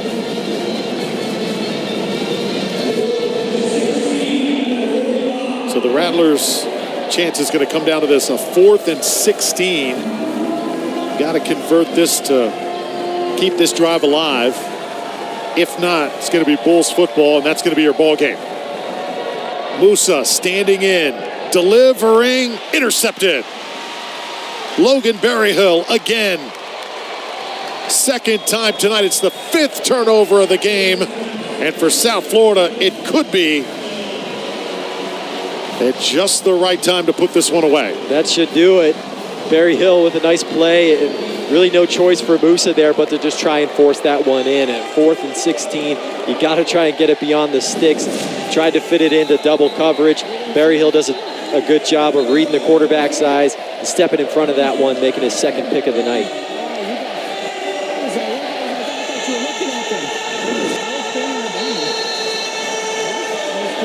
Now you got to go into your 4-minute offense. If you're the Bulls, pound it on the ground, chew up this final 2:08. Haven't experienced a winning feeling here for South Florida football in quite some time. Fans are ready to celebrate. Bulls going to try and put this one away. Stay in bounds here. So that's Naquan Wright. Coach Willie Simmons. FAMU likely going to drop to 0-5 here all time against South Florida. They're getting close. I did this football game, Patrick, a couple years ago. FAMU had a good start, but they faded about late second quarter, early third quarter. South Florida ran away with it. This game, much closer here tonight. That means you're making strides as a program if you're the Rattlers. The Rattlers took it all the way into the fourth quarter tonight. It was a game deep into this game. I wouldn't be surprised if the Rattlers go undefeated the rest of the way. Naquan Wright up to the 34. Let's see what FAMU trying to take some timeouts here. Some frustrated Rattlers on the other side. Sharif Say there, defensive lineman. Got to stay composed here. I know you're frustrated. You thought you played pretty well, had a chance to win this game. Some penalties, some turnovers don't go your way. It can get frustrating. Got to stay composed here. Don't get any penalties or any suspensions. Well, it's time now for our Geico Player of the Game. Brought to you by Geico, proud partner of the American. How about Byron Brown, what he was able to do with his arm, with his legs as well. 220 total yards, 5 scores. 3 touchdowns through the air, 2 on the ground. He did a great job extending plays with his legs, scrambling to run for a touchdown, scrambling to pass for touchdowns. Finally hit on a deep ball there. Great throw to Naeem Simmons, and Brown protected the football as well, didn't turn it over. He looks like the guy for South Florida that can be their man for the next few years.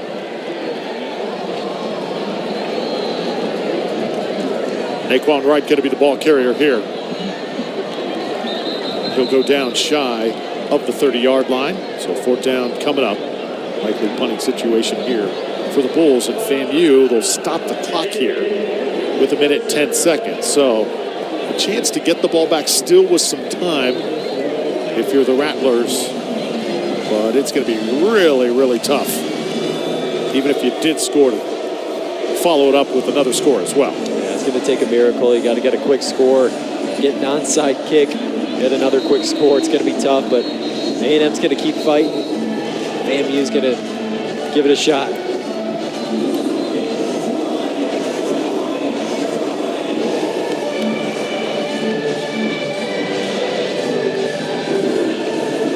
Bulls coaching staff talked about how much fun it's been so far coming to Tampa, joining Alex Golish, and that's the biggest challenge when you are a first-time head coach.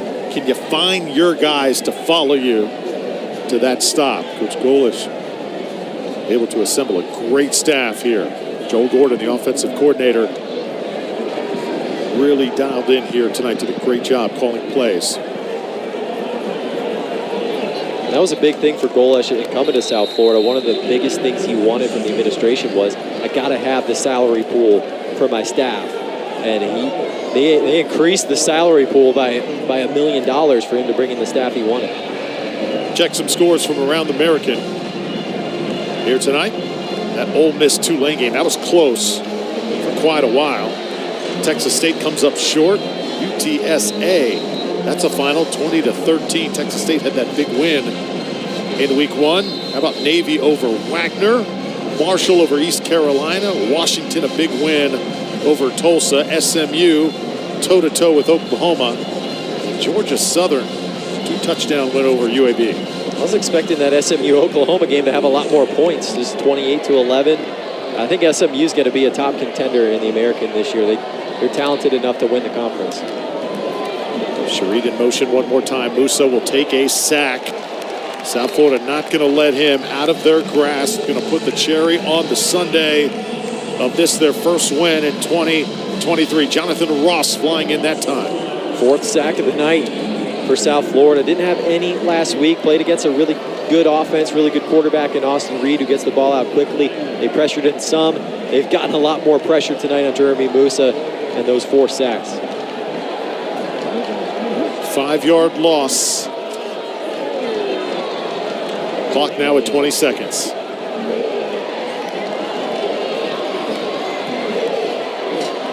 Dixon, not much doing. And that could be the final play in this game.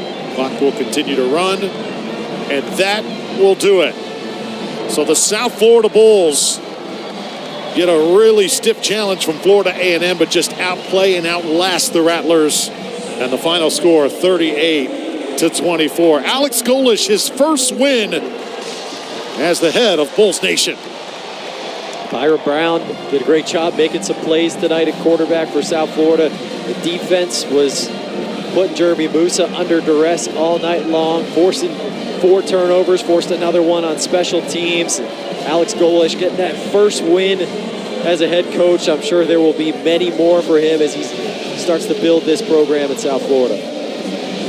Were moments tonight.